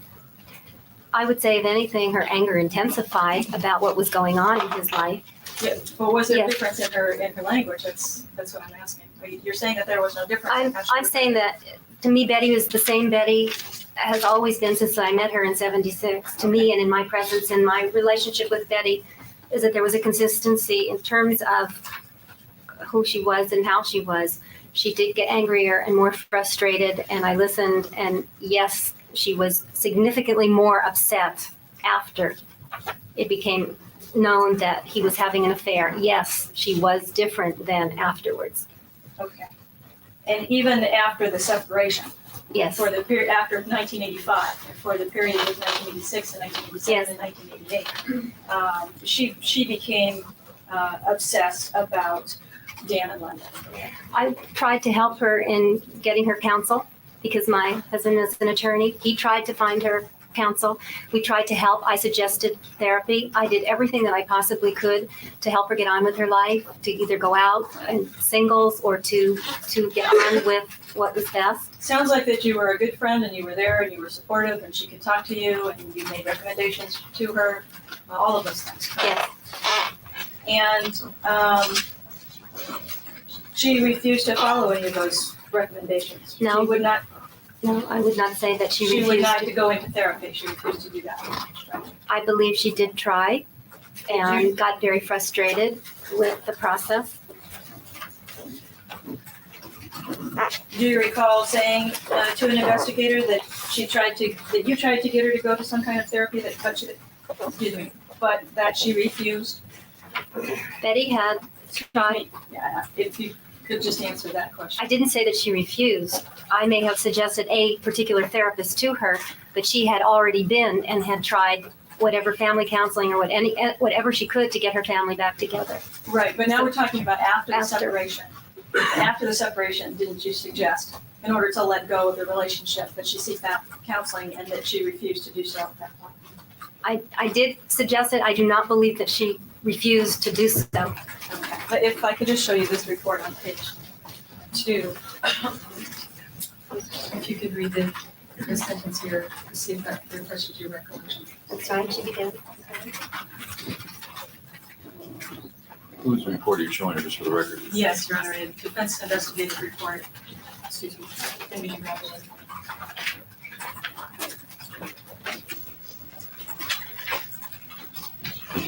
It's not signed, Your Honor. It's a defense investigative report Dated? it's unsigned and undated. I think that was, Sorry deleted about by it. the defense when it was turned over All right. for discovery. Whatever, go ahead. Anyway.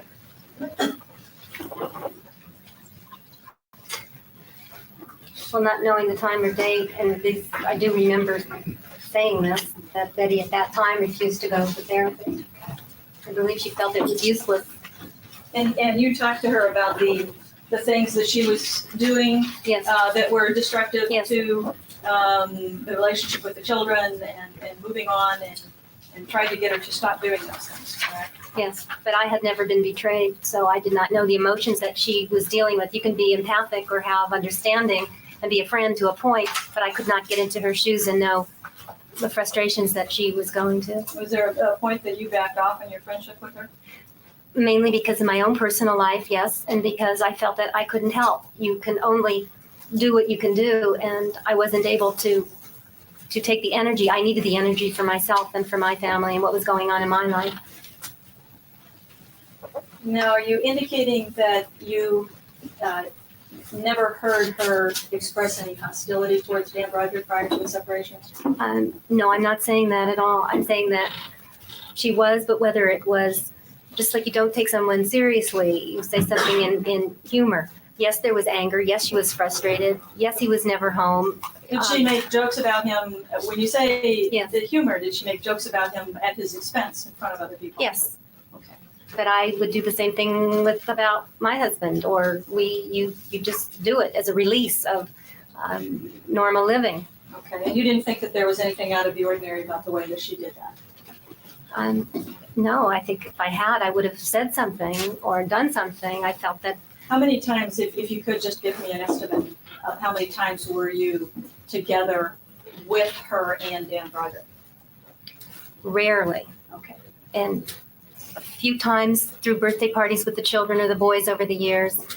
Dan intimidated me, and I am not easily intimidated. We did not move in the same circle socially, and Okay, thank you, you've answered my question.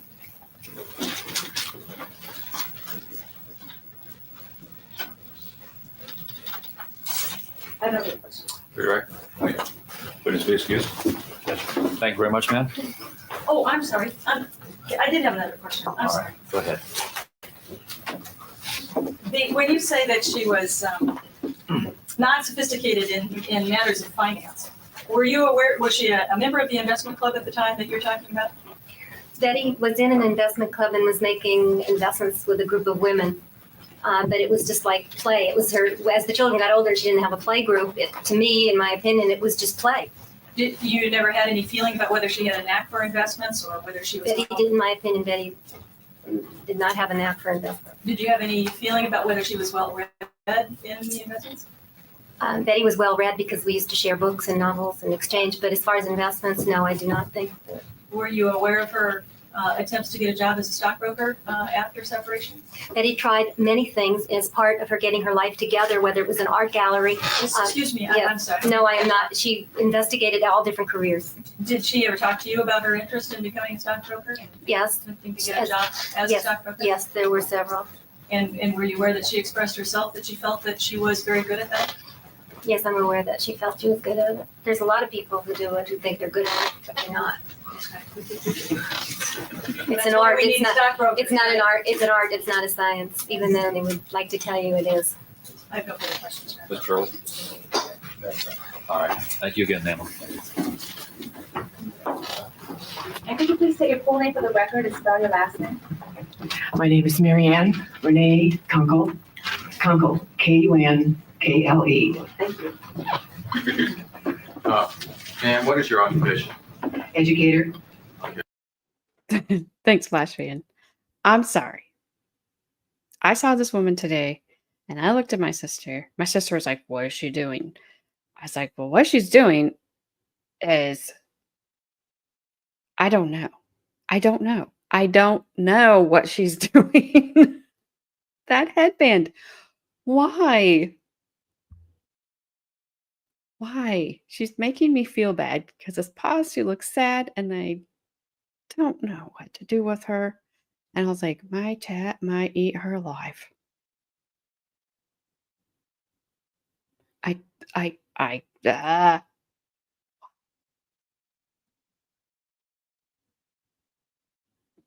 don't know. Maybe you guys won't. Maybe I'm just the horrible one that was like, what the hell's going on? You don't look in the mirror and think that's okay.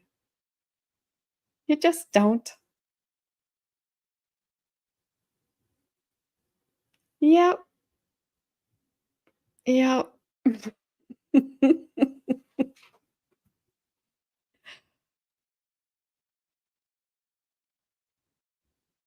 I know. Like, I don't know what she was thinking. I don't know if she wanted something color coordinated with her shirt. I don't know. I don't know. But she's kind of, was above and beyond the Madonna look at that point in time, age-wise. I'm gonna be curious to see how she got in Betty's circle because she is not the typical Betty circle friend here.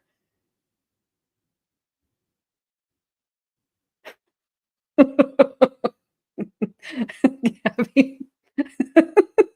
Dear heavens. Oh yes, Flashman. I am. I'm up there. I'm not gonna do anything. I'm just gonna keep on hanging out with you guys.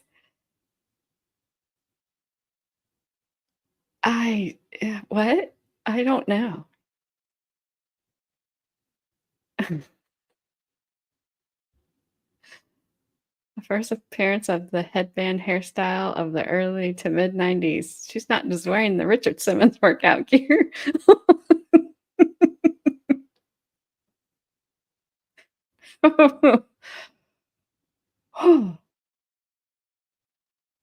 It does. Whack. Oh, yeah. Okay. Perfect timing, Danny T. How you doing? Oh my.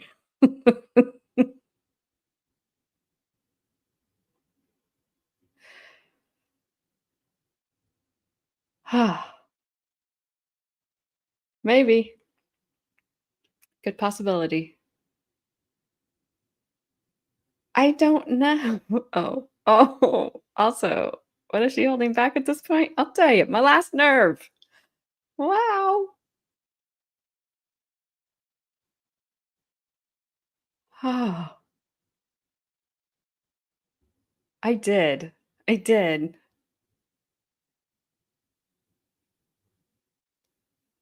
I did. I apologize, dear lady. Let's hear what she has to say. I think her last name is I have it written down. Her name, I believe, is Mary Ann Renee Kunkel. Kunkley? Kunkel. Something like that.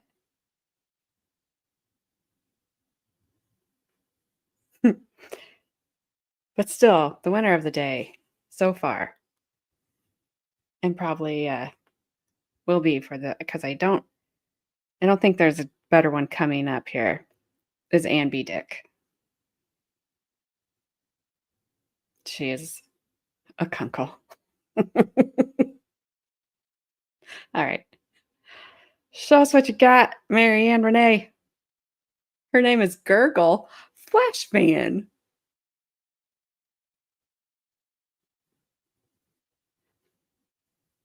Flash Fan. I think Kunkel. Kunkle. Kunkel? Kunkley? I don't know. A dare.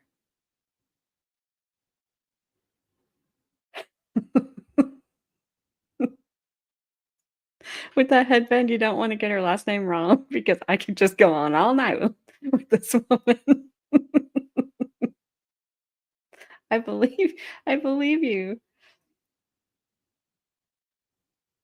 Her name was like Cuckold. Yes.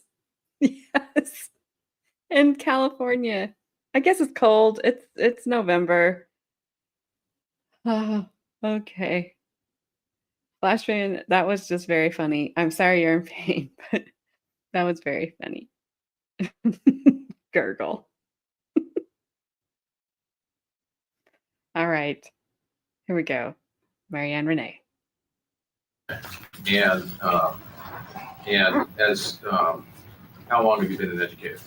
31 years. Okay, and do you work in classrooms? Yes, I do. Okay.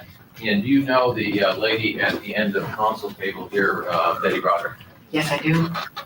And where do you work? Francis Parker, And how long have you worked there? 18 years. Do you remember approximately when you first met Betty Broderick? When I had Kathy, Okay. And you remember approximately how long ago was that? I don't know how old Kathy is now. Sorry. Is she 21? She would be about that. What grade would have she been in? 5th grade, and she would have been 10. So that was About 11 years ago. Okay. And how often did you, during the time that you saw Elizabeth Broderick, how often would you see her there at the school? frequently. I don't know if you want numbers, but frequently. Okay. And this was from when their children first went there, up to what time? Until her last one was there until Rat. Okay. And how would you describe her when you first met her at that time? Happy, terrific sense of humor, always concerned about her children, willing to do most anything for any of the teachers or any of the children in the classrooms in which her children happen to be. Okay. Was she someone who wore expensive jewelry, fancy clothes? This was not apparent to me. No. Okay. It's a answer every time. How would other children relate to her during these school activities where she volunteered? Happily, they enjoyed being around her. She was a lot of fun, provided many interesting, fun things for the children to do. Did you have Danny Broderick in your class? Yes. And was he a good student? B plus. Okay. And when you had him as a student in your class, was this after you became aware that the Brodericks separated, is that correct? Yes. And was he in your class after the separation? Yes. And do you know who Danny was living with on a full-time basis? The father.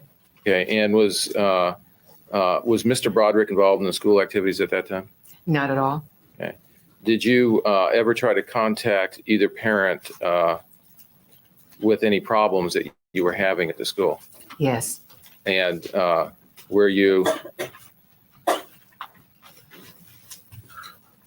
you have any, did you try to get a hold of Mr. Broderick? Yes. And were you able to contact him? Infrequently. Okay. No. Did you, if you could not get a hold of him, what did you do? Call the mother. Okay, and that's Betty Broderick? Yes. Did you have any problems on getting her to respond at all? Not at all, ever. Okay.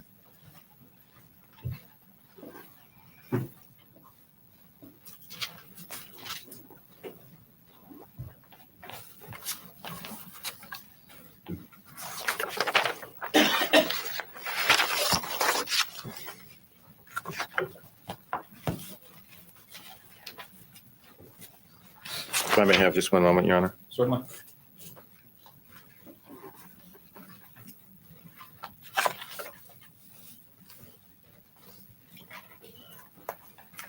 Was there a difference in Danny's demeanor when his mother was to pick him up rather than his father? Yes. And what was that? He was happy, looking forward to it. Okay. And how would he be if she wasn't going to pick him up?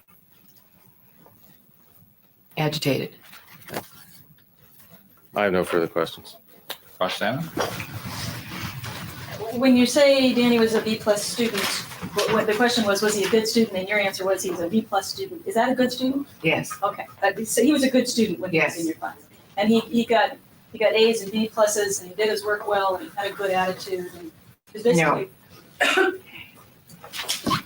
The grades he earned were, the overall average would be a B plus, but he could have been an A student. Okay. Doesn't his report card say that Danny has made wonderful improvement in his attitude and work? He's a wonderful student. after there had been some contact with mom. Okay. That you indicated that you had trouble, if you were attempting to get in touch with either parent, that would be during the day, correct? Sometimes I frequently spend a lot of time in the evening trying to contact parents. Okay, did you try to contact Mr. Broderick in the evening at all, or was it during the day? Both, Okay. Well, you knew that Mr. Broderick was an attorney, correct? indeed. And so obviously, as an attorney working in court, I mean, if my two sons, if their teachers are trying to contact me, they wouldn't be able to do it all day today, correct? But messages were left. Okay, and are you saying that you did not return your messages? Sometimes, not always. Were you?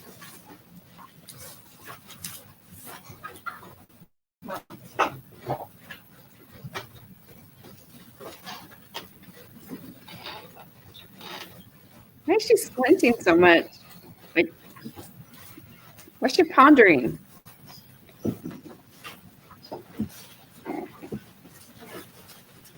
Was there ever a request on your part to have a specific conference regarding problems with Dan, With whom? with either parent?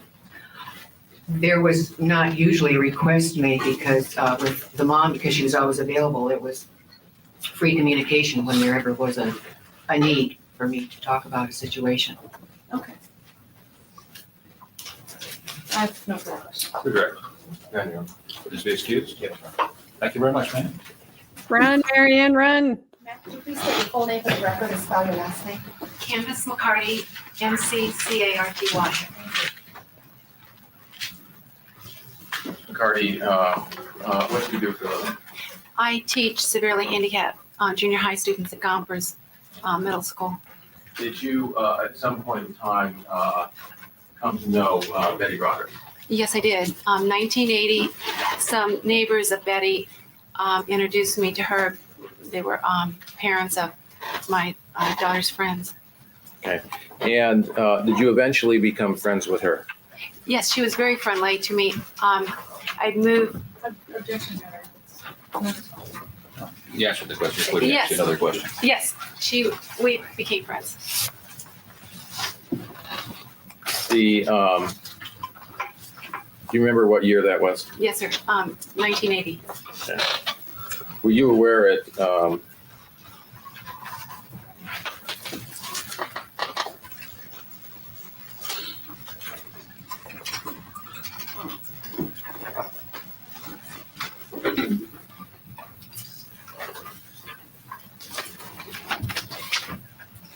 I have just one more. You got like 2 questions out. Did you, at some point in time, become aware that Elizabeth Broderick got involved in any type of Bible study group? Yes, sir. 1983, I was a group leader at my church in a Bible study. And Betty came into the Bible study, and I spotted her, and I told the group leader, Peggy Irie, that I'd like Betty to be in my group because I knew Betty, and we had daughters the same age, and I was very fond of Betty, and she was put into my group. Yes. Okay. How would you describe her spiritual beliefs?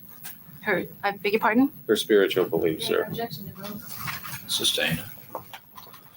Oh, what is? Do I answer that? No, don't answer. You don't have to answer that. Did she stay at all involved in the church for some period of time?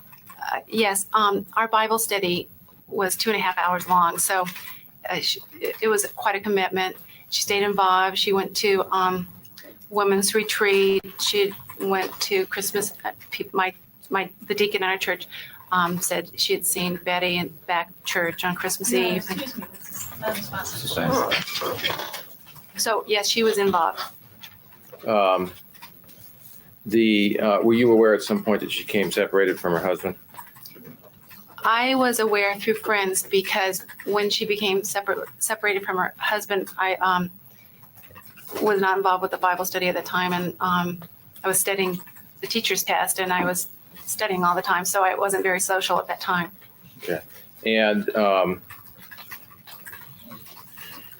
prior to the November 5th, 1989 When was the last time you saw Elizabeth Broderick? No, wait, let me get my calendar straight. Prior to, This would have been the time she was arrested for the, or she turned herself before in. I had seen her, before her arrest. Yes. Oh, I had been at Betty Broderick's home a month before she was arrested. Did she look like she had changed when you saw her? Betty changed colossally, enormously. Betty had, it's so hard for me to say this because I don't want to hurt Betty's feelings, but Betty had gained an enormous amount of weight. She was puffy. She, her body had turned into an old woman's, and her personality was one of despair and sadness, contrasting to the Betty Broderick I knew in Bible study, where she was thin. Like we're the same age, we were about the same weight. Dang. She's out of the circle. She just got kicked out of the circle. She just better grab a shovel, go dig a hole, because you just told Betty all the things she never wanted to. I mean, wow. You're gone. You're not a friend anymore. Don't look over at Betty and smile again. She ain't gonna be smiling back. That is true. She said, puffy.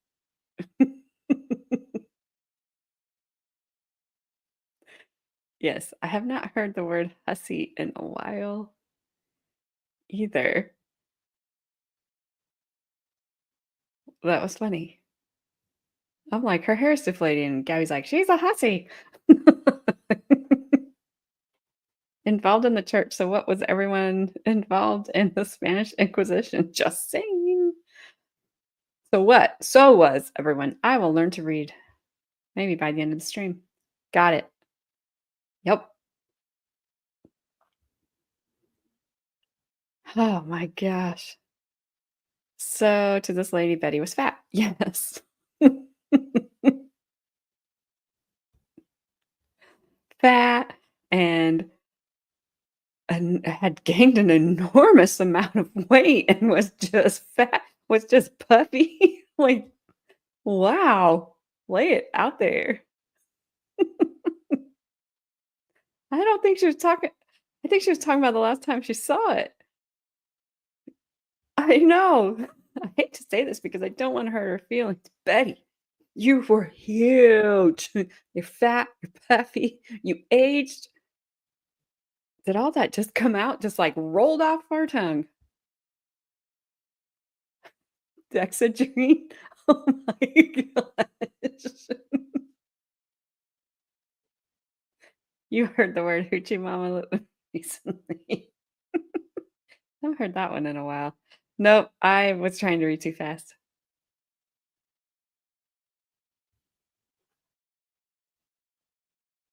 Dexedrine. That's one. Wow.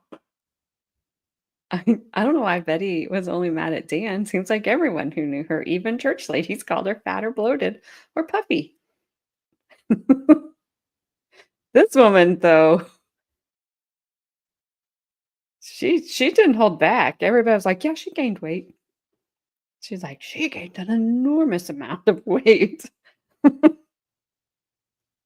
Betty's like, no Christmas card for her. Maybe Betty was thinner than I, and she was, Your Honor, excuse me. she was No. young Just wait till I ask another question. in contrast. Okay. Did you see her at her home at that time? Yes, we had had breakfast in the morning, and she invited me to her home. And in La Jolla, I knew about the home in Pacific Beach. Your Honor, excuse me. Oh, yes, I'd seen her in her home. Being very nice. All right.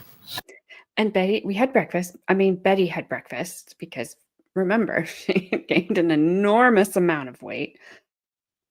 Was it Fen back then? I don't know when I remember hearing about Fen. I'm not sure though, Tink.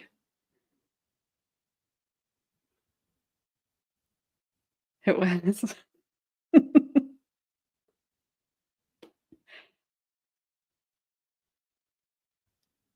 Yes, she had.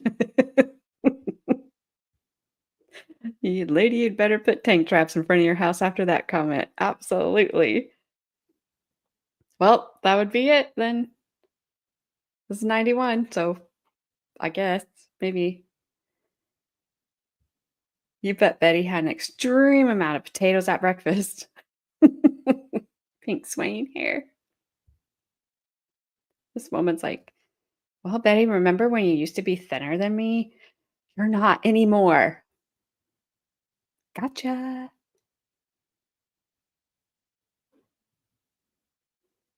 Hazards being a nurse. Hazards because you know it, or hazards because you saw the effects of it. Or both. All of the above. All right, lady, tell us how you didn't get to eat breakfast again. Sorry, I'd seen her in her home that day. Okay. And did she talk to you, was there any discussion about custody of her sons? Betty told me that she was moving because she was not going to get custody of her sons, at least until they were on Social Security. And her exact words were, Dan will never let me have my boys. I don't need this big house. And we went around the house and she showed me what furniture she was going to take with her to a small condominium over by La Jolla Village Square or something like that. And What did she tell you about the furniture? well, Betty and I have the same dark pine early American furniture. And so I related to it because both of our furniture is scarred up by kids. And she was taking the boy's chest. There was a dining room table with teeth marks in it that I think rat had bitten into. And she was trying to figure out how she could get this table into the small condominium because Your Honor, excuse me. she wanted that. Sustained. And Hold it, we'll ask another question. oh, I'm sorry. The furniture that she was upset about, did that involve furniture that had to do with their family history? Yes, sir. Your Honor, that calls for yes or no? Yes, sir. Well, in contrast, she had new Don't say anymore furniture. until I ask you another Oh. question. You've answered the question yet. Yes, sir. I have no further questions. Cross them. When was the last time that you saw Elizabeth Broderick before November 5th? The last time was in her home in the morning. When was it? How far before that? It was September. So in September, she was telling you that she didn't feel there was any chance that she was going to get the children until after she was on Social Security? No, after the children were on Social Security. Okay, and that was in September that she made that Well, statement. my calendar date is, I think I started teaching school. It must have been in September. And I think the incident happened in October. So I'm about, Okay. And the school starts late September. So it might have been the 1st of October. so, do you remember when this was? Ma'am, I can't spot within, I imagine, a month of her arrest. So approximately 1 month prior to that. You're Approximately. indicating that she made this statement to you. Yes, ma'am. She was moving because she didn't need the big house, because she was never going to get the boys. Dan would never let her have the kids, and she was moving. Okay. And she didn't tell you anything about what was going on at that point in court or what her attorney was doing at that point? No, ma'am. And the Bible study group that you indicated, that was with the Presbyterian Church? La Jolla Presbyterian Church. That was not the Catholic Church? No, Thank you. You've answered. no, it wasn't the Catholic Church. It was I have Presbyterian no Church. further questions. Redirect.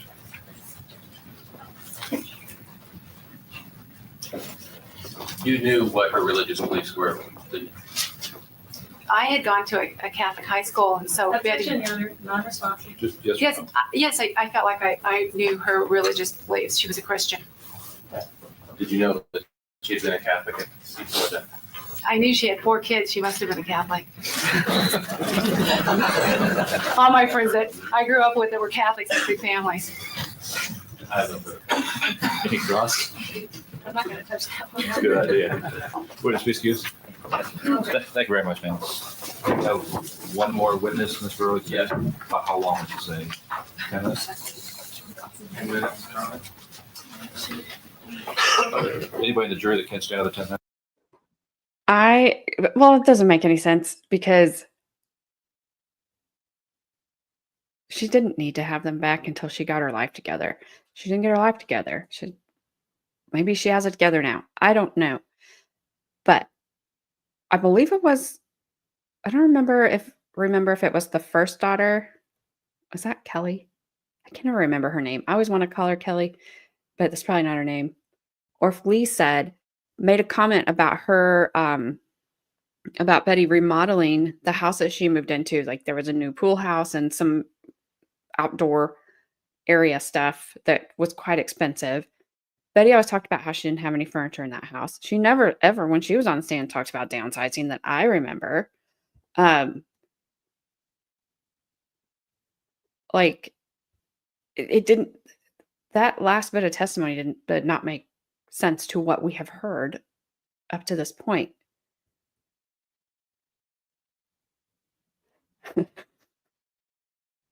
LOL, really funny, hussy hair. That just means she didn't use a condom. Yeah, that was a birth control. That was a birth control joke, I guess. AJ's missing Key's daughter. AJ, missing Key's daughter. Yes, that's her. What was her name? I always want to call her Kelly or Michelle. I don't know why. Yeah, I don't know that one's going to go ever, like before we all are not of this earth anymore.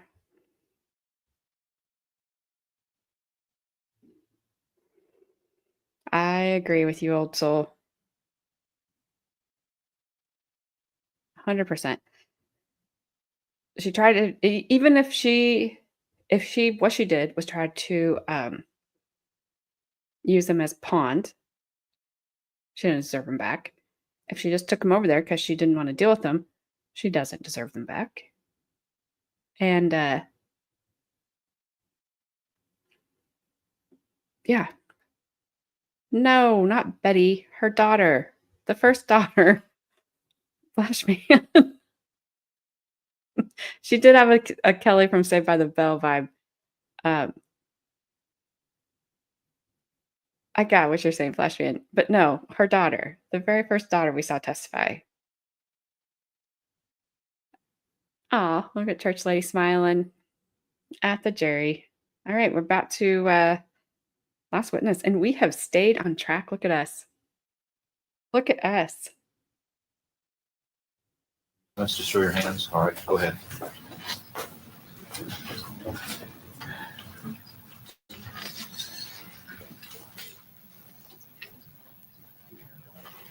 Betty might have. Betty could have 100% done that. Oh, she may be. She's saying sweet dreams, Paddle Town. Call your next witness. Yes. Okay, start.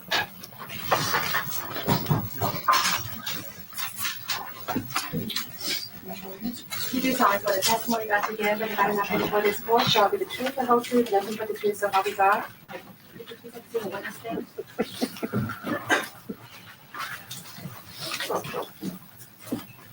Afternoon, ma'am. Good afternoon. Could you please state your full name for the record and spell your last name? My name is Evangeline Burt, and B-U-R-T. Thank you. Good afternoon. Do you know the lady here at the end of council table, Betty Yes. Broderick? I do. Okay.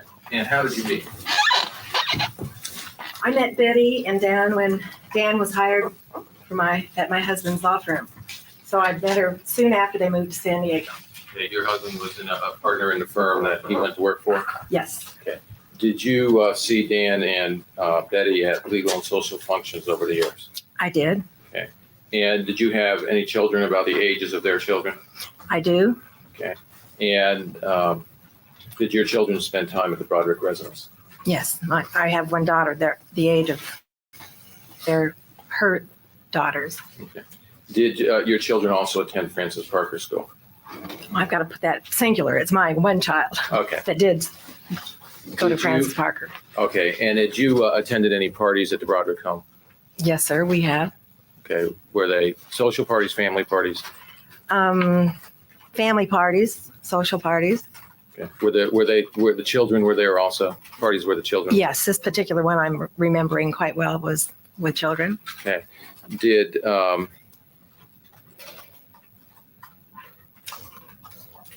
the time that you knew Elizabeth Broderick, did she appear to be a socialite to you?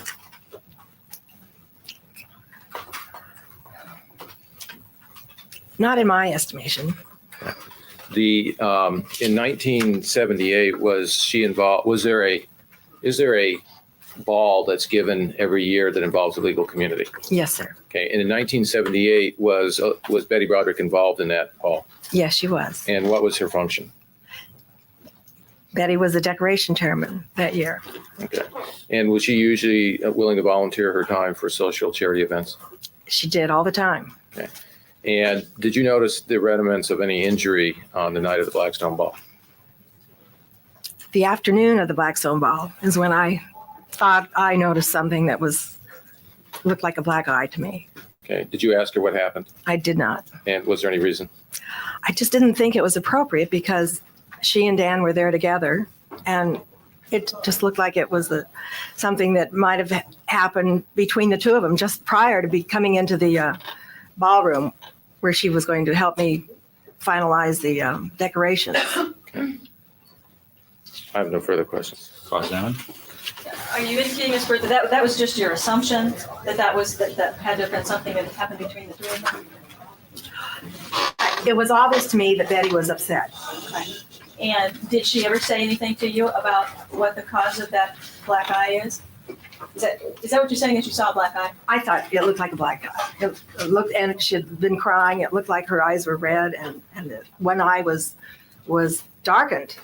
Okay. This was in 1978. Right. So we're talking 7 years before they separated. Is that, if they separated? It was in 78. Okay. And they showed up in the afternoon of the Blackstone Ball, and you're indicating that she appeared to be crying. Yes. Okay. Now, did you ask her what's wrong? Anything like that? As I say, I did not. I didn't. And was there ever a time after that when you asked her what was wrong or what was the cause? I never had the courage to ask her. Okay. And she never described for you or told you the answer to that? No, it was not brought up. Okay. Now, you indicated that she was involved in some charity events working with you. That continued up through 1989, correct? Yes. Okay. And for example, you had asked her to do some photographs for you for the New Miss California program. Yes. And you had conversations with her at that time. Yes. And you indicated that at that time, she was still obviously filled with hate for Dan and said something to you to the effect of, "I'll get his ass yet," correct?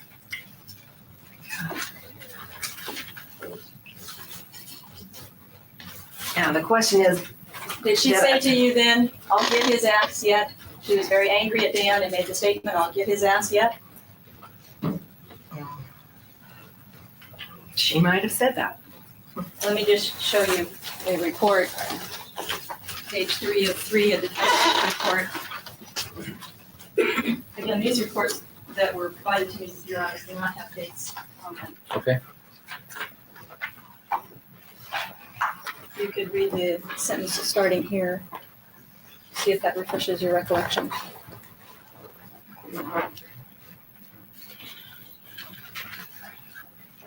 Yes? Yes. Okay, and so it is true that she indicated she was still filled with hate for Dan, and she said, "I'll get his ass yet." I don't remember saying her that particular day. Are you talking about that one day? I'm just asking if you've indicated that that's what she said. Yes, on the day that you had some conversations with her about the New Miss California. If you want to read the full paragraph to see if that refreshes your recollection.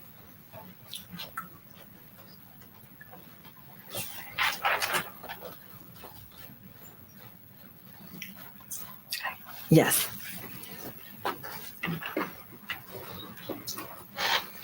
I love the You've electric indicated company. that just as far as It's awesome. her personality, that you described her as always being a bit off the wall. You never knew what she would say or do. Sometimes she could seem bizarre. Yes.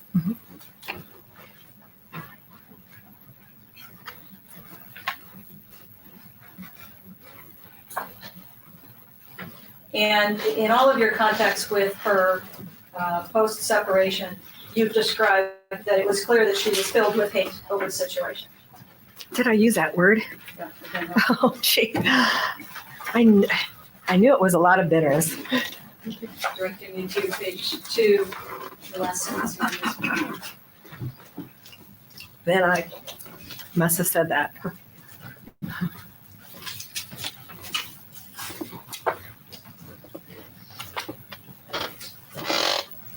And the last time that you saw her before the events of November the 5th was on Halloween, correct? I saw Yes, her it that was. Halloween. Mm-hmm. And you described her on that day as being very up, that she looked great, she had a nice outfit on, she was showing you her latest toy.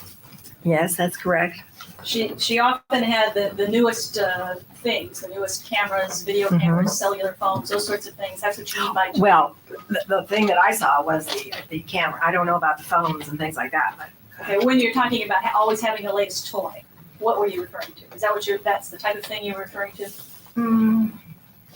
boy, this takes me back a way. Yes, I guess that's what I meant. She had an instant cam, as I recall it, which was right off the production line.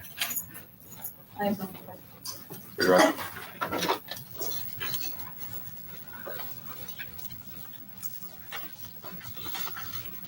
The time that when you asked her to do the Miss California, did you know whether she had any hobbies with cameras?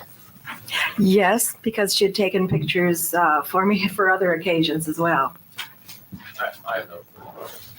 Anything else, Ms. Wells? No, Your Honor. Witness be excused. No objection. Okay. Thank you very much, ma'am. Before we take our afternoon recess, ladies and gentlemen, let me update you on the schedule that we're on. We still are on schedule.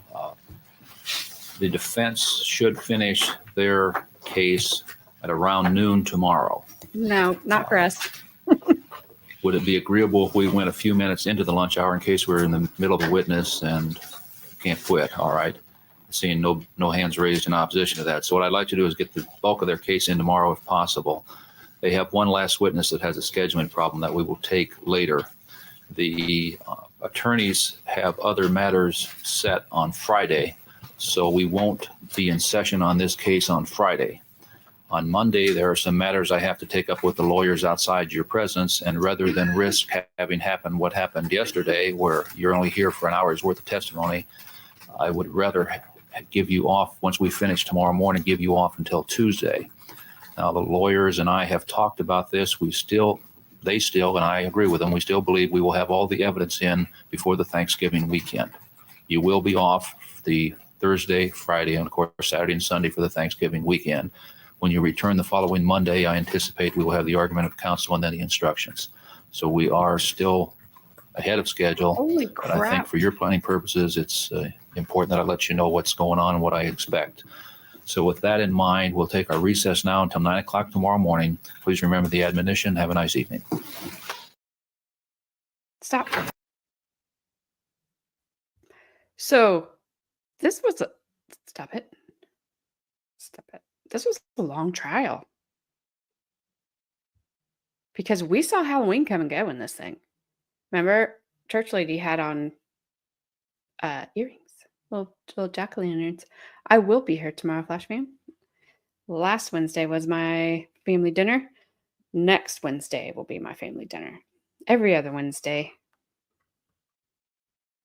Guess we don't want to see each other that much. 8 weeks. Holy smokes. So, yes, I kind of tried to keep you updated without keeping you updated. So we have more friends tomorrow. And then I have to look the next time after that. So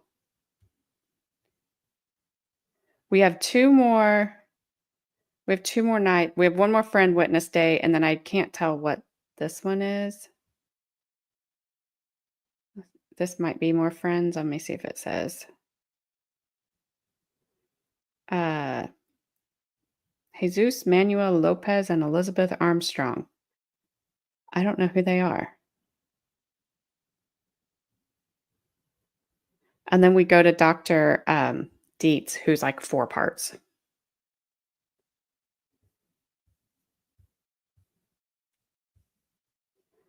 And before we do closings, and then verdict. We're getting there. We're getting there. This has been so long. I would. He was the worst of the cousins. Scooby D. Oh, I think I kind of remember Scooby D because you said Scooby Doo and Scooby Dum. Scooby Dum. I have a crush on. Scruffy. Anytime like Scooby Doo would start, and then all of a sudden you'd hear that dum da da da da da. It's like, oh, never mind. Walk over. Change the channel.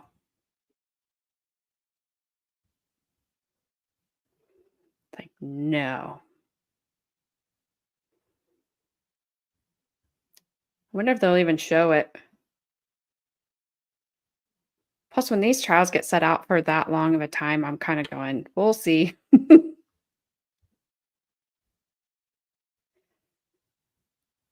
Gabby. Wonder what a Jill Christmas card looks like. Oh, wait a minute. I have some of those from my day. You heard it here. Meetup with AJ and the Tijuana at the Donkey Show. Well,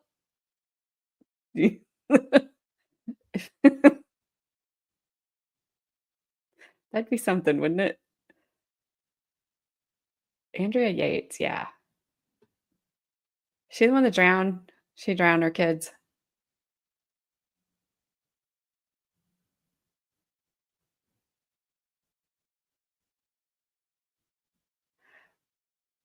Yeah. Oh, yeah. She'll cover it for sure. If you're talking about that channel. That's a long freaking trial. Because those are long. That's all day. These, I know. I know it's true, Gabby. These are at least broken up into, I think the longest that we've had was maybe almost 3 hours of testimony. So it's kind of nice that they're broken up into smaller bits and pieces here. So it's just not so much for everybody to take in all at one time. I don't know. Was her trial? Was the Yates trial? Did they show it? Was it televised? Oops, I went back to the wrong spot. I did used to do all day cases, but it's too hard to do them when I can't be here every day. And I swear every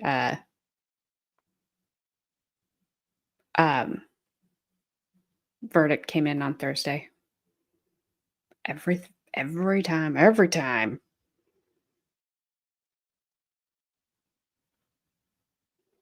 I think the longest one I ever did flash fan, which was before your time. Gabby, what was that one? It was like 11 plus hours. It was forever. Like I may never get out of this chair.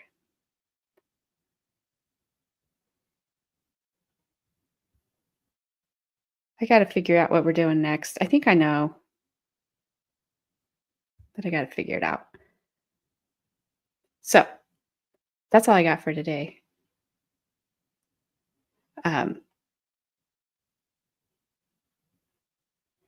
We stayed on the tracks for the most part. Oh, dog mom. I don't know if you missed it. Yesterday's was way better.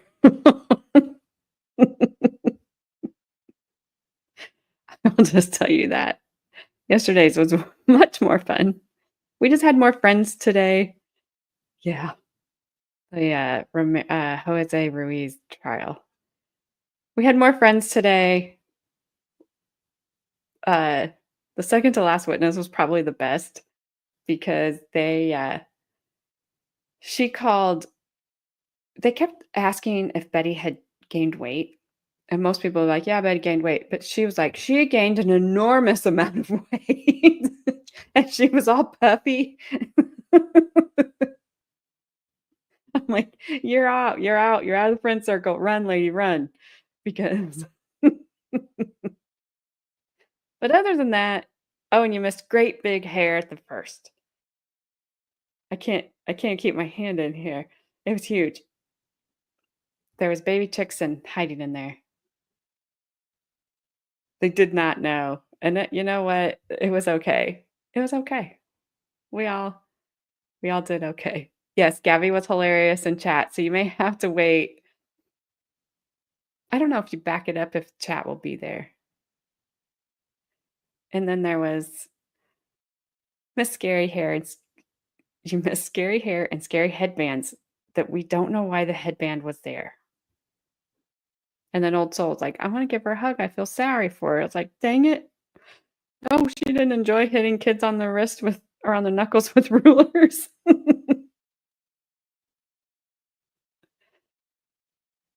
Good night, Old Soul, if you're still here. Sorry if I missed you. All right, so tomorrow I will be here. I think she used the whole freaking warehouse. 6 p.m. Eastern time. We'll continue on getting closer every day. I keep promising you, we're almost there. We'll continue on with the friends, see what else they have to say. I don't know who this, I got to look and see who this Jose or Jesus, sorry, and who these last two people are before Dr. Dietz comes on. I'm not sure. Your lovely chat, Ivy. I don't know who they are, so I'll have to look and see. Because they're not rebuttal witnesses, I don't believe. Because that would make them go out of order. That would make them go before Dr. Dietz, and that would be weird. They are prosecution witnesses? That's weird. And then they go back. Not saying I've never seen it.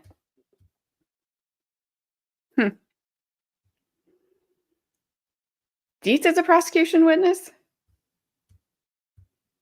I figured he was with the defense when you said you kind of talked like he was a little something. Not good. Alrighty then. Just ignore me.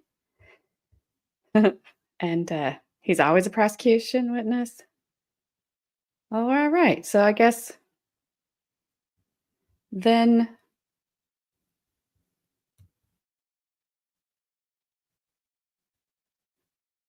all right. So then tomorrow, I think ends the defense. If those guys are all prosecution witnesses, it doesn't tell me. I have to go back. I have to go through and find them. I have to go through and see, at least hear their names and at least let them introduce themselves. All right. So yeah, maybe tomorrow. Maybe tomorrow we end the defense. Maybe. Awesome. Alrighty. Well,